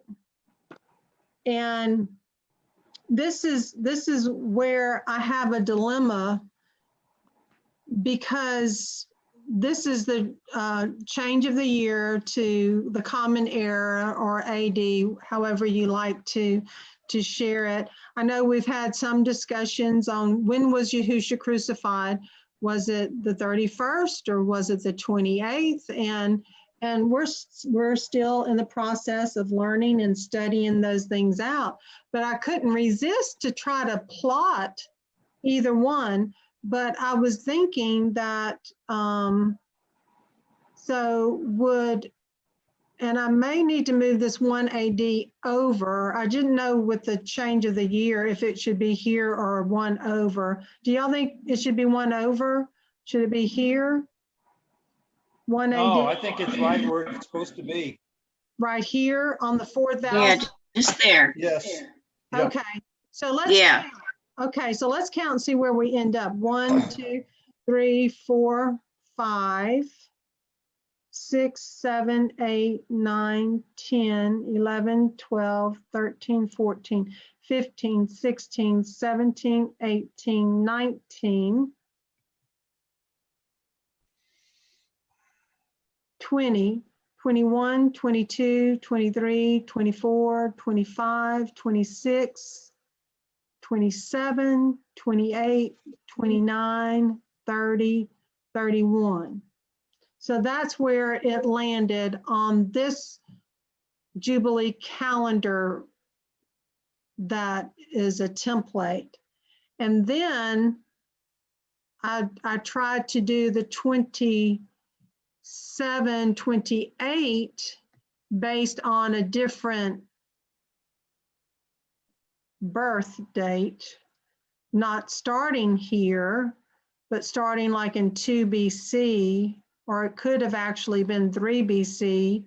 So that brought it to, you know, if the Tiberius historical account is correct, then it would be 27, 28.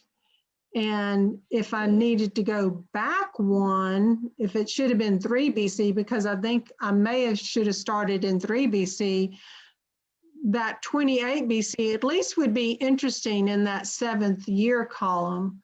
But what I'm puzzled by and kind of disappointed is that neither of these possibilities are close to a Jubilee. And And to me, it does seem when Yahushua stood up in the synagogue and read from Isaiah 61, it seemed like he was giving us a Jubilee marker date.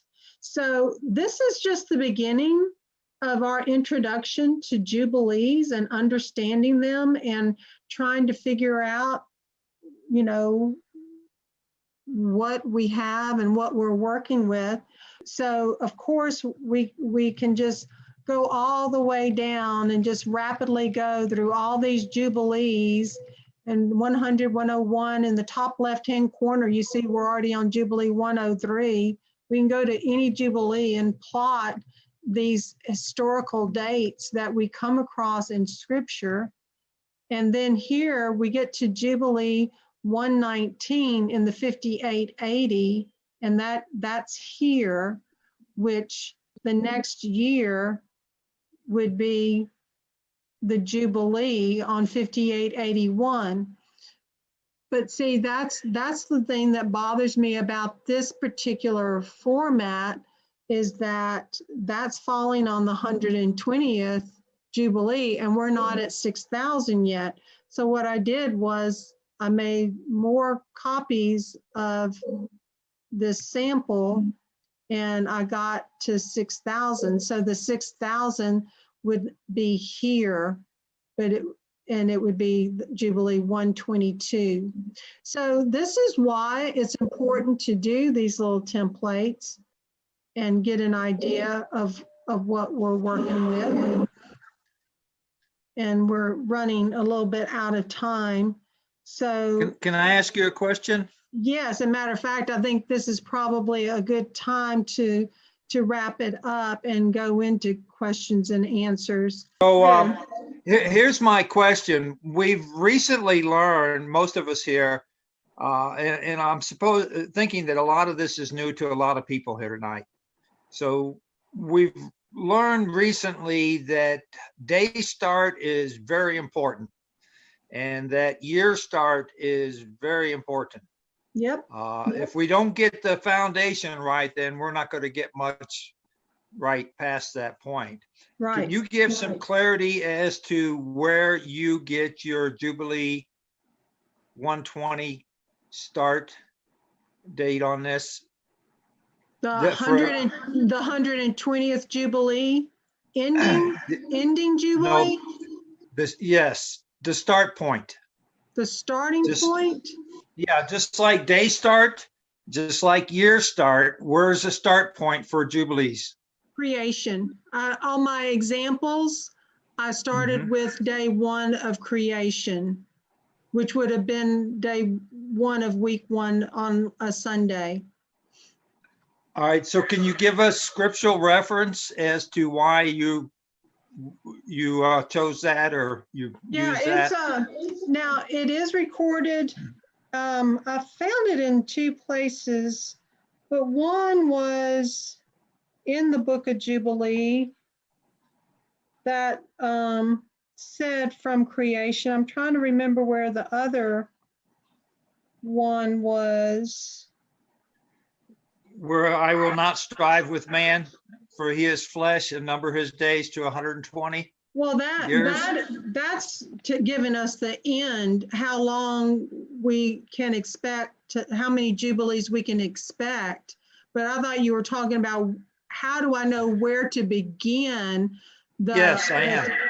And I really don't have any solid answer, except I did find creation, starting it in creation in the book of Jubilee. And I read it somewhere else, but so that's all I have. And maybe in the introduction of your book. Maybe it might be. So what I was thinking was, since you did an in-depth look at the Passover events of Joshua and Moses, does it necessitate that we? Okay. Let's see if I can put this in. I have a statement here. The time between the creation and the entrance of Israel into Canaan is counted as 50 Jubilees, or 2450 years, which in general agrees with the biblical records. Does Oh, that sound was everybody? good, Kathleen. Where was that at? Was that in your introduction to your book? Yes. On page Say that 13. again. Say it again, Kathleen. Yeah. The time between the creation and the entrance of Israel into Canaan is counted as 50 jubilees, or 2450 years, which in general agrees with the biblical records. Interesting. 2450 biblical years, you said? Yes. Okay. I'll read the next sentence too. In the details of this chronological arrangement, there are occasionally slight variations from the Hebrew text. And in these instances, there is often a surprising agreement with the Septuagint and the Samaritan versions. That's all I'll read. So then if that's accurate, then the Moses event cannot have been, the Passover Moses time cannot have been on a Jubilee year.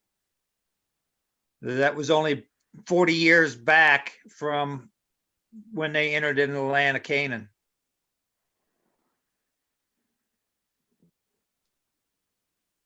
I was going to plot that 2450 and see about where it would be. That's 2021, 22, 24. 2450 is on a Jubilee, and it's on Jubilee 51. Y'all see that?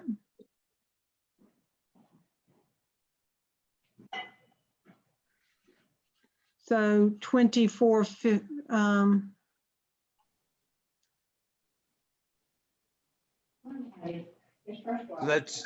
That's Jubilee 51. hold on just a second. I think I have it. Let's see, 2450. All right, see, oops, okay, it keeps on changing on me. Okay, so the 49th Jubilee was here. Let me get my pointer. I forget, I don't have my pointer. Okay, the 49th Jubilee, oops. Okay, so this was 2450 that Kathleen said, and then that leads into 2451, the Jubilee. And that was, Kathleen, you said from creation to the entrance to Israel? Yeah, entrance of Israel into Canaan. Entrance of Israel into This Canaan. would be Joshua. This would be Joshua. In the first year, Joshua's Passover when he goes up against Jericho. And Jericho's given, and incidentally, this again is the year 2021 is going to mirror this. And the things that I'm seeing now, this is a little bit of a side note here, but the things that I'm seeing, perceiving in the current events that are going on now around the world, and particularly with the body, seem to be mirroring the Joshua account to the T. You know, and I'd like to at some time, not tonight because it's would be pretty lengthy, but I'd like to speak to that in greater depth. Okay. So if that's the case, now we have an anchor point for a Jubilee year, the 50th Jubilee.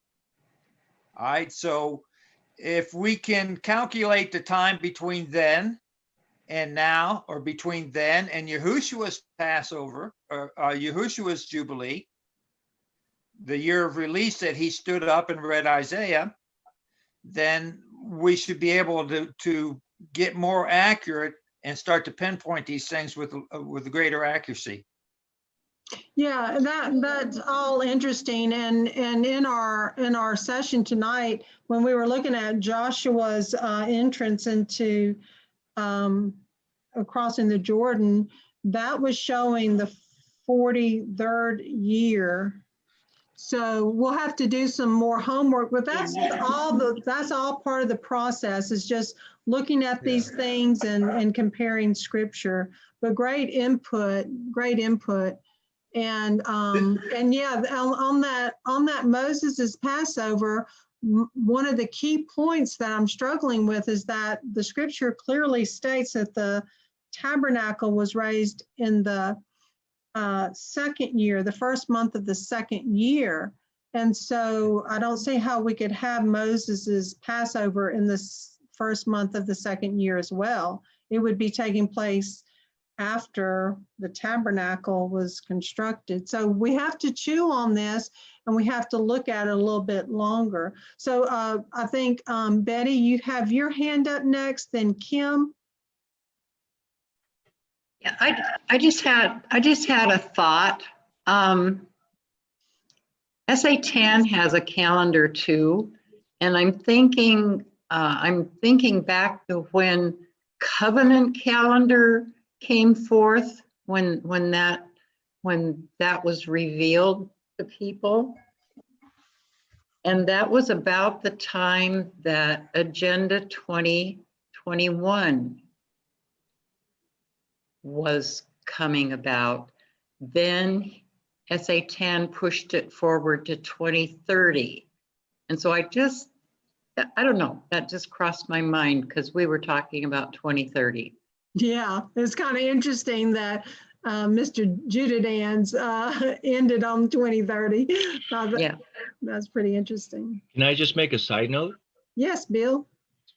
Agenda 21 is not Agenda 2021.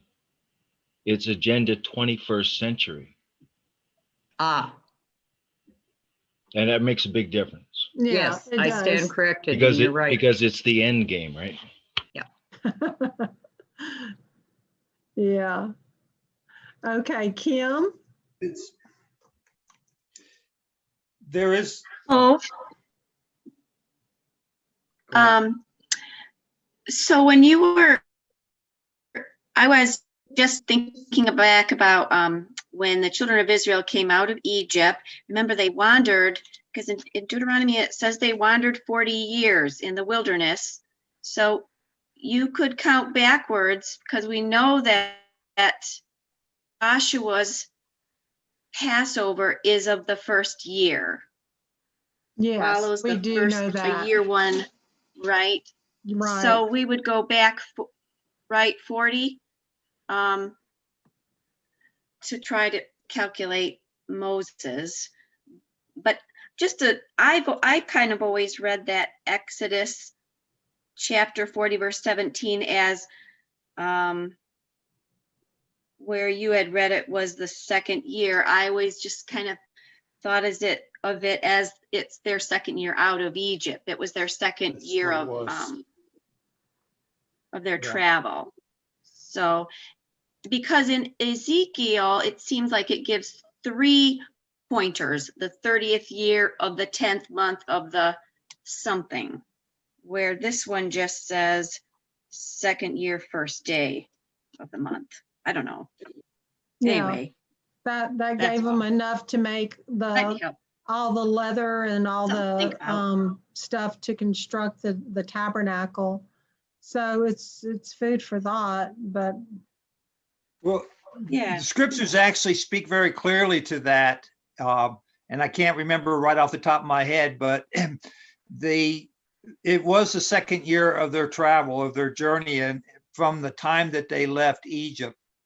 And it speaks in that language from that. And even right. even in the in the second year, I'm sorry. Right. I agree. Second year, first month. Yeah, Yes. 'cause if you started Moses coming out on the first year calendar, then in order to get to a first year for Joshua would be longer than 40 days in the wilderness, 40 years in the wilderness. That's correct, That's Kim. longer than 40 years. right? That's So, correct. It ended up being the 43rd year. And so Yeah. and the reason why we went with the 43rd year was because that's where that calendar is that matches his Passover. It wouldn't be any place else except that year. And so that's Right. another way. That's why the Jubilee calendar is very important for us when we're understanding calendars and trying to plot this stuff out. It's almost like we've been missing a big piece of the puzzle by not having a Jubilee calendar template to cross-check and verify, because that really helps us understand how the months were being recorded and communicated. Very interesting. Okay, well, thank you, Kim. Deanna, you had your hand up. A couple of things, expanding on what Kim said.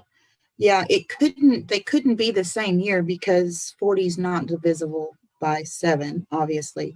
But what I did notice was if the Exodus actually did happen on year 1, the 4th day would have put them in the midst of the week. So that kind of struck me. But also, when you talk about the Jubilee, this was never mentioned until Leviticus. So it wouldn't have been something that, because you're talking about the 2nd year, that's when they set up the tent. They hadn't mentioned Jubilee yet at any point that I can find anyway. That wasn't until Leviticus. So it's possible that I agree with Daoud on that it was probably just the 2nd year out of Egypt and not in relation to the Jubilee calendar. Just my thoughts. Yeah, I mean, that's something we have to consider. We do have the book of Jubilees that has recordings going all the way back to Adam. And so we have some extra biblical text. You know, it's so few entries about the Jubilee in our Bibles that it almost feels like they got somehow removed along or altered in some way. So who knows? And again, my goal is for us just to be familiar with these templates. And the only reason why I even delved into, because I don't consider myself, I don't live in calendar land, I live in Bible land, but we came across that 120th Jubilee and we were trying to locate this last 7 years. And if it's correct that there's 40 Jubilee cycles between Yahusha and the end of days, that would be extremely helpful to pinpoint the Jubilee that Yahusha spoke of. But at the same time, I mean, he opened up a whole different aspect of studying his word through this whole process. And even the things that we conflict on helped us go, okay, how can we use the Jubilee calendar to cross-check and verify what we think to be so? I really just want it to be a tool and be helpful. I've got an observation I'd like to make at this time. Okay. I've been thinking that we need to take into account Matthew's accounting that unless those days were shortened, no flesh would be saved. I thought about that too. And now I'm seeing that is more likely an indication that the time is going to go back to 360 days and not literally the 6,000 years is not going to be shortened. The 6,000 years, I believe, will come into a fullness, a completion. For that was the words that he was given, that Yahuwah himself spoke. 120 years, 120 jubilees. Okay, so that can't be shortened according the word to come out of Yahuwah's mouth will not come back to him unless it's fulfilled. So those days being shortened is making reference to returning the calendar back to a 360-day calendar. Very interesting. So, yeah, that's a very, very insightful point. Thank you, Daoud. Right, Maxie, you have your hand up, then Carol, and then Deanna. Well, there's basically 3 questions here. One is, first of all, just a statement. I may be wrong. The world is going to have its own calendar. And so what we're saying here is when we see anchor dates, we need to have our own calendar. Correct? Right, Maxine. So whatever happens in the universe may correspond, may not, probably will, but the rest of the people probably won't understand it anyway. Right. And then go ahead. No, go ahead. Then the next one is the little video you had. He had 8 months. Right. What is that 8 months significant of? That's 240 days. It's 220 days, and 220. Right, and we studied about Okay. the Yeah. numbers. That- 210 is like, Yeah. one stands for darkness going into light. I don't know the significance of that, but it's almost like a little breathing room before we see the animal sacrifices instituted. Okay, I must have misfigured. The other question is do you have a PDF or something that has all these calendars or? Oh, yeah, yes, I can put them in PDF. I have a question. Oh, okay. Okay, thank you. All right. Oh, is it okay? I'm just wondering, is your YouTube channel the only place I can get any information from you, or do you have a website? Yeah, the website is thelibbylink.com, and I'll put that in the chat notes. And thank you, Libby. I think you did a wonderful study. Thank you so much. Well, you're welcome. Thank you very much. Okay, and let's see, Carol, her hand up. Sarah. Yes, well, first, thank you for answering my question back there a ways. This is new, all new to me. Where would be the best place to start? What would be the best place to start looking into this? For if you're just wanting to learn more about the last 7-year templates and Yes. 360 calendar and stuff, well, you could, this is probably the 3rd session focused on that.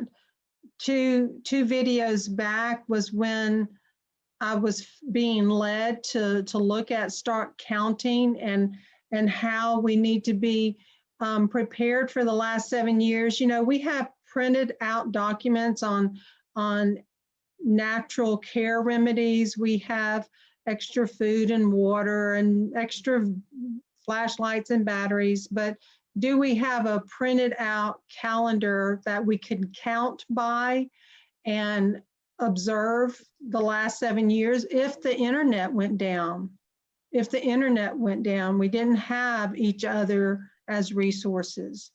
And so that was the purpose of us delving into these templates and then understanding Jubilee cycles. And we're just really kind of learning about these ourselves, but we just finished a whole Daniel study that was very lengthy, but a lot of that is good too, to start. Is that up on your website? Yes, the whole Daniel series is there. I can give you the link to the playlist in chat notes, and that way you can just go through the whole series. Thank you. Okay, you're welcome. All right. Okay, Sarah, you have your hand up. I don't know if I mentioned this or not. It's probably basic for most of you, but it's just an observation when I was reading Exodus 12.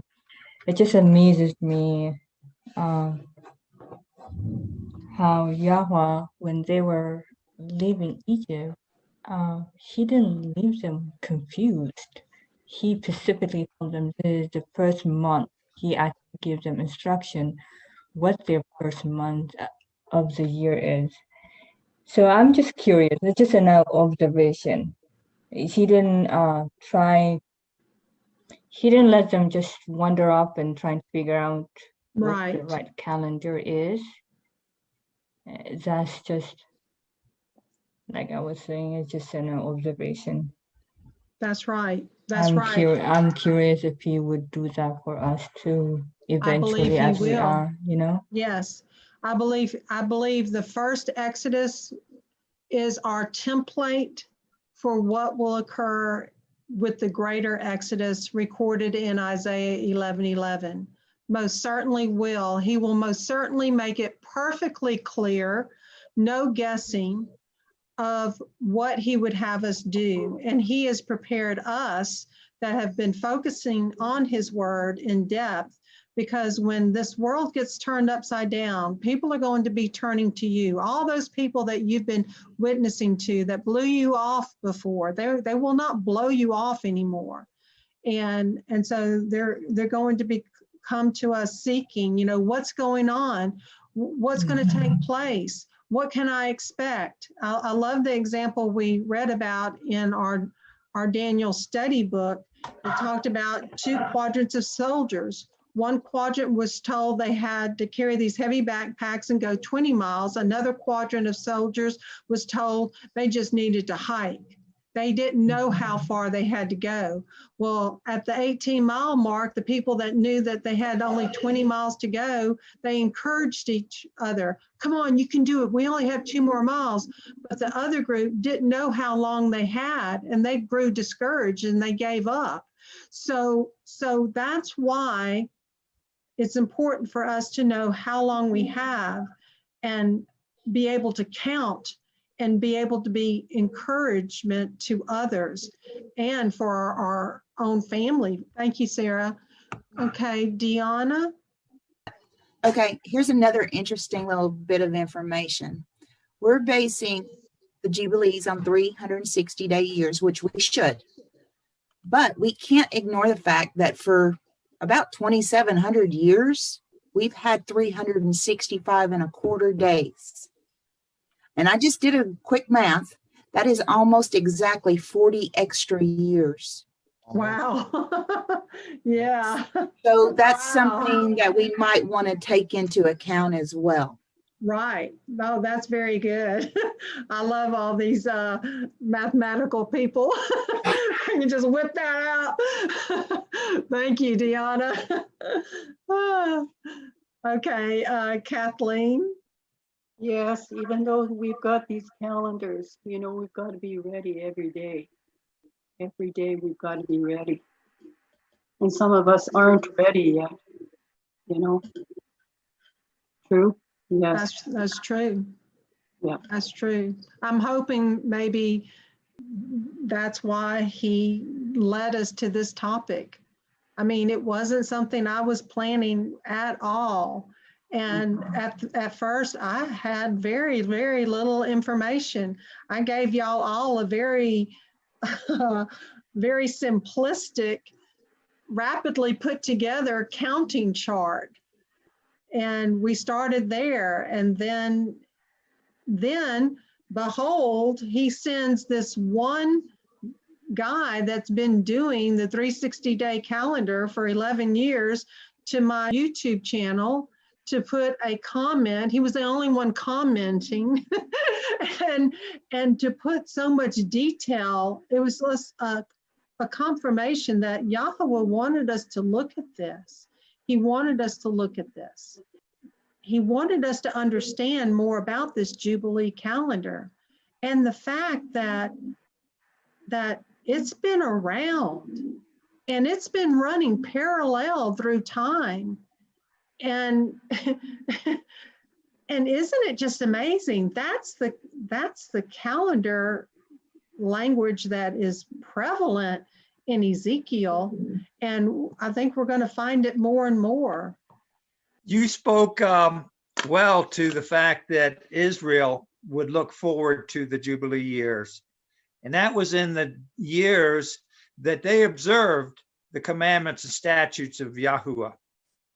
Even then, though, Yahuwah cautioned them that not to take advantage of this and not withhold opening your hand wide to the needs of your brother, knowing that a Jubilee would be coming back and that everything would return to its original owner. So we're now living in a time of restoration, and we're looking forward to these Jubilee years with a great enthusiasm that the same they had when this was given to them. And that's why Yahuwah is going to open all this up to us. But we have to dig these things out. We have to research this, and we're coming together in fellowship with love for one another, and we're studying these things out, and he will bring us into a complete understanding of this thing in his time. So I just wanted to say those words of encouragement. I personally, since I've been looking at this, I have looked at the current events that's going on right now from day to day, politically, religiously, and even within the body of fellowship of people that I know over the last 3 years. And I see this restoration taking place, and I see the Jubilees information being disseminated amongst us. And I see like I tried to allude to tonight, that next year, 2021, will be the beginning of a new 7-year cycle. And this was a cycle of Joshua, and the walls are about to come down again. And Yahuwah is about to bring these walls down. You know, the number 13 that they walked around the walls 6 times in 6 days, and on the 7th day 7 times. 6 and 7 is 13. The wicked ones of our time now have the same playbook, if you will. They have the same scripture book that we have, and they are counterfeiting everything that Yahuwah is doing. So this 13 that I reference now looks to me to be from the time of December 24th, the time of the sign in the skies with Saturn and Jupiter being in the coming together, conjoining. It looks to me from the December 24th to January 6th, which are the high holy days of this Illuminati wicked system of things that we have. That's 13 days. All right. Look what's going on in that time. We have all the political upheaval with the presidents and all this. You know, all these things are a picture of what happened back in the time of Jericho. And that's all playing out now. Oh, yeah. So Yahuwah is going to send us out fully equipped for what's coming upon the world. We're not going to want for anything, you know. And I just want to encourage everybody tonight, and particularly thank everybody, because I'm really impressed that we had about 20 people in attendance tonight looking into these matters. And thank you again, Libby, for your work and bringing all this out tonight. Well, thank you very much. Glad to have you, and I'm glad you invited Priscilla and your sister Carol and Lolita. It was so nice to have all of you. You're welcome anytime. You can always contact me through my website if you want me to send you direct invites and stuff. I can add you to the invite list. Yes, indeed. Okay, Bill, you have your hand up. Yeah, thanks, Libby. Sorry about my jocularity. I didn't know I had my mic on. I thought that was funny. I like to laugh, Bill. I like to laugh. I get so serious sometimes. Yeah, you know what? We do need a little bit of relief that way, right? Yes, we do. You know, I've been looking into how do you tell, you know, when a starting point for what is spoken of in scriptures, and they talk about the 2 and the 3 witnesses. And I think the events are pretty much that way also, right? I think that, you know, one might be a text message, one might be a picture message, right? And one might be an inspiration message, just, you know, just speaking. And I look at the scriptures the same way. Because when I read the message that was written to the 7 churches, when he says to the angel of Ephesus, write, right? When Yahushua is talking to John and says to the church, to the angel of the church of Ephesus, it tells me that this is a man on earth that is the angel of a particular church. If you reread it, he didn't need to tell the spirits. The spirits, you know, the sons of Yahweh in heaven already know what's going. They have direct contact. They don't need an intermediary. Whereas it states to the angel in church, right? And so this is so that there are going to be certain individuals that understand that. And I link that up with Daniel 11:33, where he says that there's going to be men, right, or there's going to be individuals, right, that that will instruct many, right? And so we are going to have benefit from multifaceted benefits, right? And I like this particular exercise. However, not to be taken wrong, but I find it almost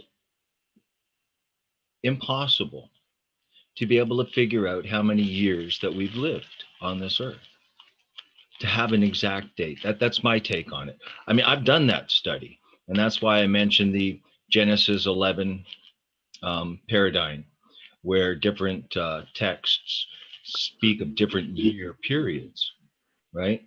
And you know, you brought out that text out of Jubilees where it said that Adam was the first to be buried, and it just jumped in my mind that Abel didn't get buried, right?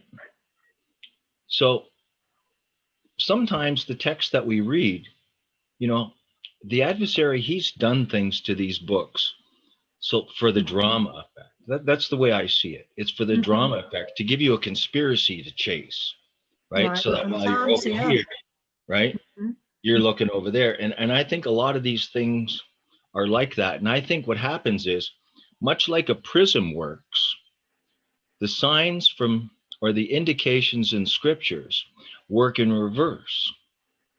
So instead of the light coming into the prism showing 7 different colors, it'll be the 7 colors that come into the prism that we're able to see the one result from.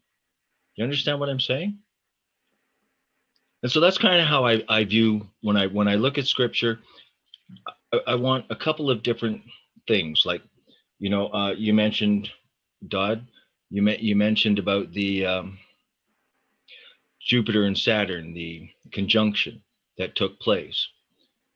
That conjunction is going to last for almost 40 days, right? If you look at an ephemeris, you'll see that. But also, if we go to Revelation 12, it says that the sign was the woman in heaven, right? And that was September 23rd, 2017. And then we have the other one, right, which we're playing with, which is the Abraham Accord, right? So there's different ways to see the, you know, when these all start dovetailing themselves together to be able to prove one point. This is kind of how I do my verification, as to, you know, so I'm interested in what you're doing, because it's giving me another tool that I could overlay, right, the other things that I'm working on. Because when Yahweh, when he deals with numbers, he's exact. Yes, he is. Right? and so, you know, right now the Jewish community, they say we're on the year 5781. I saw that you had 57 or 5880, right? And we're supposed to go to year 6000. And so if I'm going to use those kinds of numbers and say, well, Yahweh said 6,000, then The end isn't for another 200 years or so. But those suggestions that Deanna mentioned and Daoud mentioned about the 360 not taking into account all those extra days of the previous years, that could fill in that gap. That was something for us to contemplate. Yeah, I think Deanna said was it would make us back to 5840. Well, she only went a couple of thousand years. I don't. Right, but we'd be actually going backwards if we were losing days.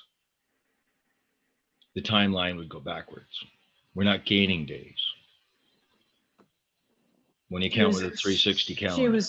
She was just denoting the difference, right, between the two. So, at any rate, I thought I'd share those with you.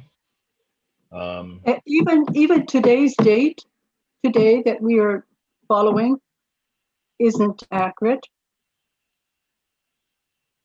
We had a discussion in a church group at one time, and the elderly lady in the group had expressed this, and I thought, oh, is that right?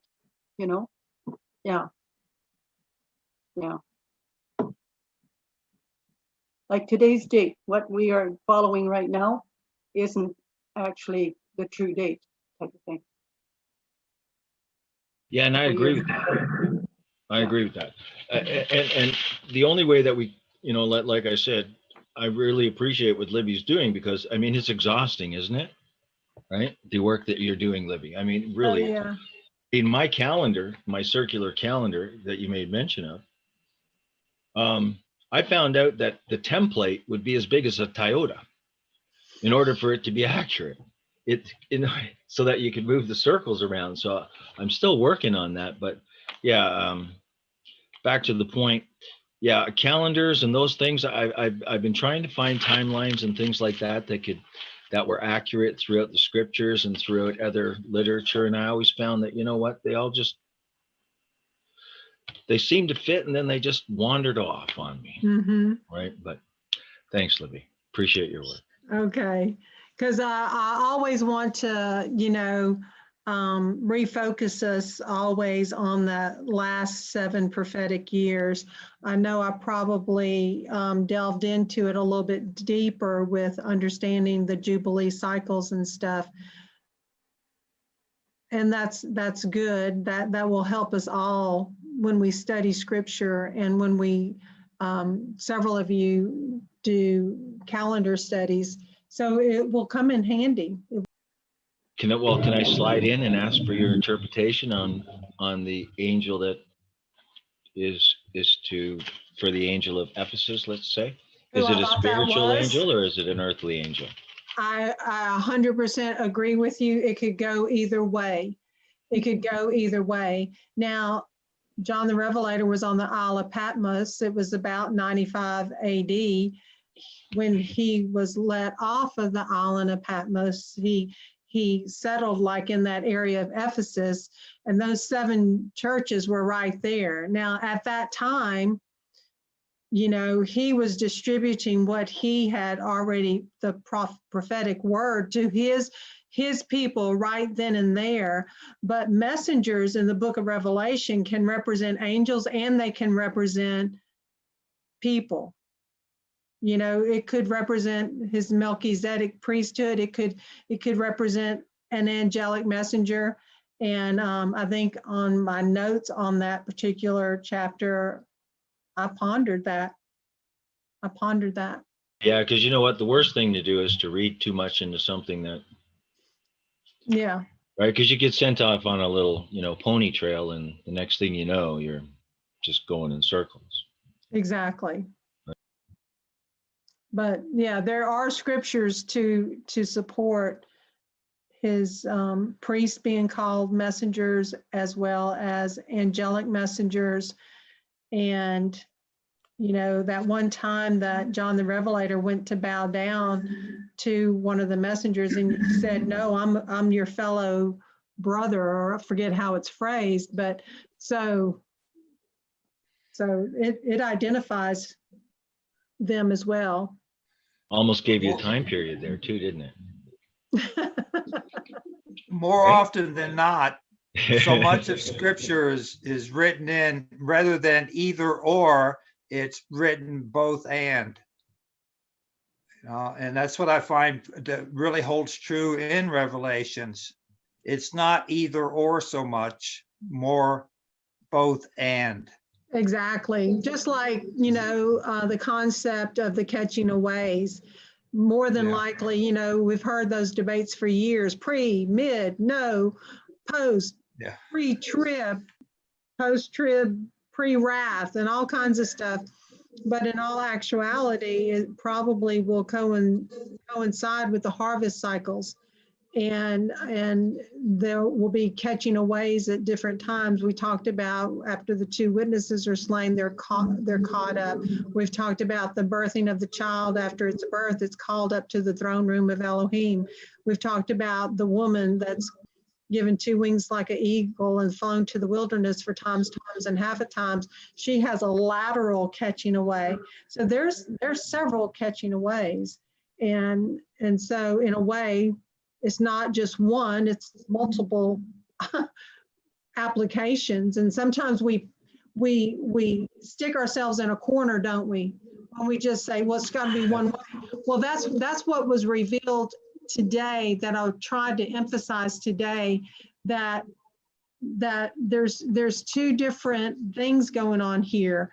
We should have a counting calendar for the 7 last years that are based on events and observation of events and anchor dates and anchor moedim and jubilees and stuff like that. And then we have our seasonal calendar. We live day by day in this world that we have. Somehow in the past, they knew how to coordinate those two better than we do today. And I believe that's some of the studies that probably will come down the pike for those that are really into calendar and trying to see how they may interconnect. I don't see any more hands up, and so it's getting late, and we had a good night, great discussion. And so I hope everybody has a good evening. All right. And so Thank you, Libby. Thank you. Shalom, Thank you. everybody. Shalom, Have a family. good night. Take Good care. night. Shalom, everyone. Thank you, nice Libby. meeting. Shalom. And Shalom, thank shalom. you. Bye.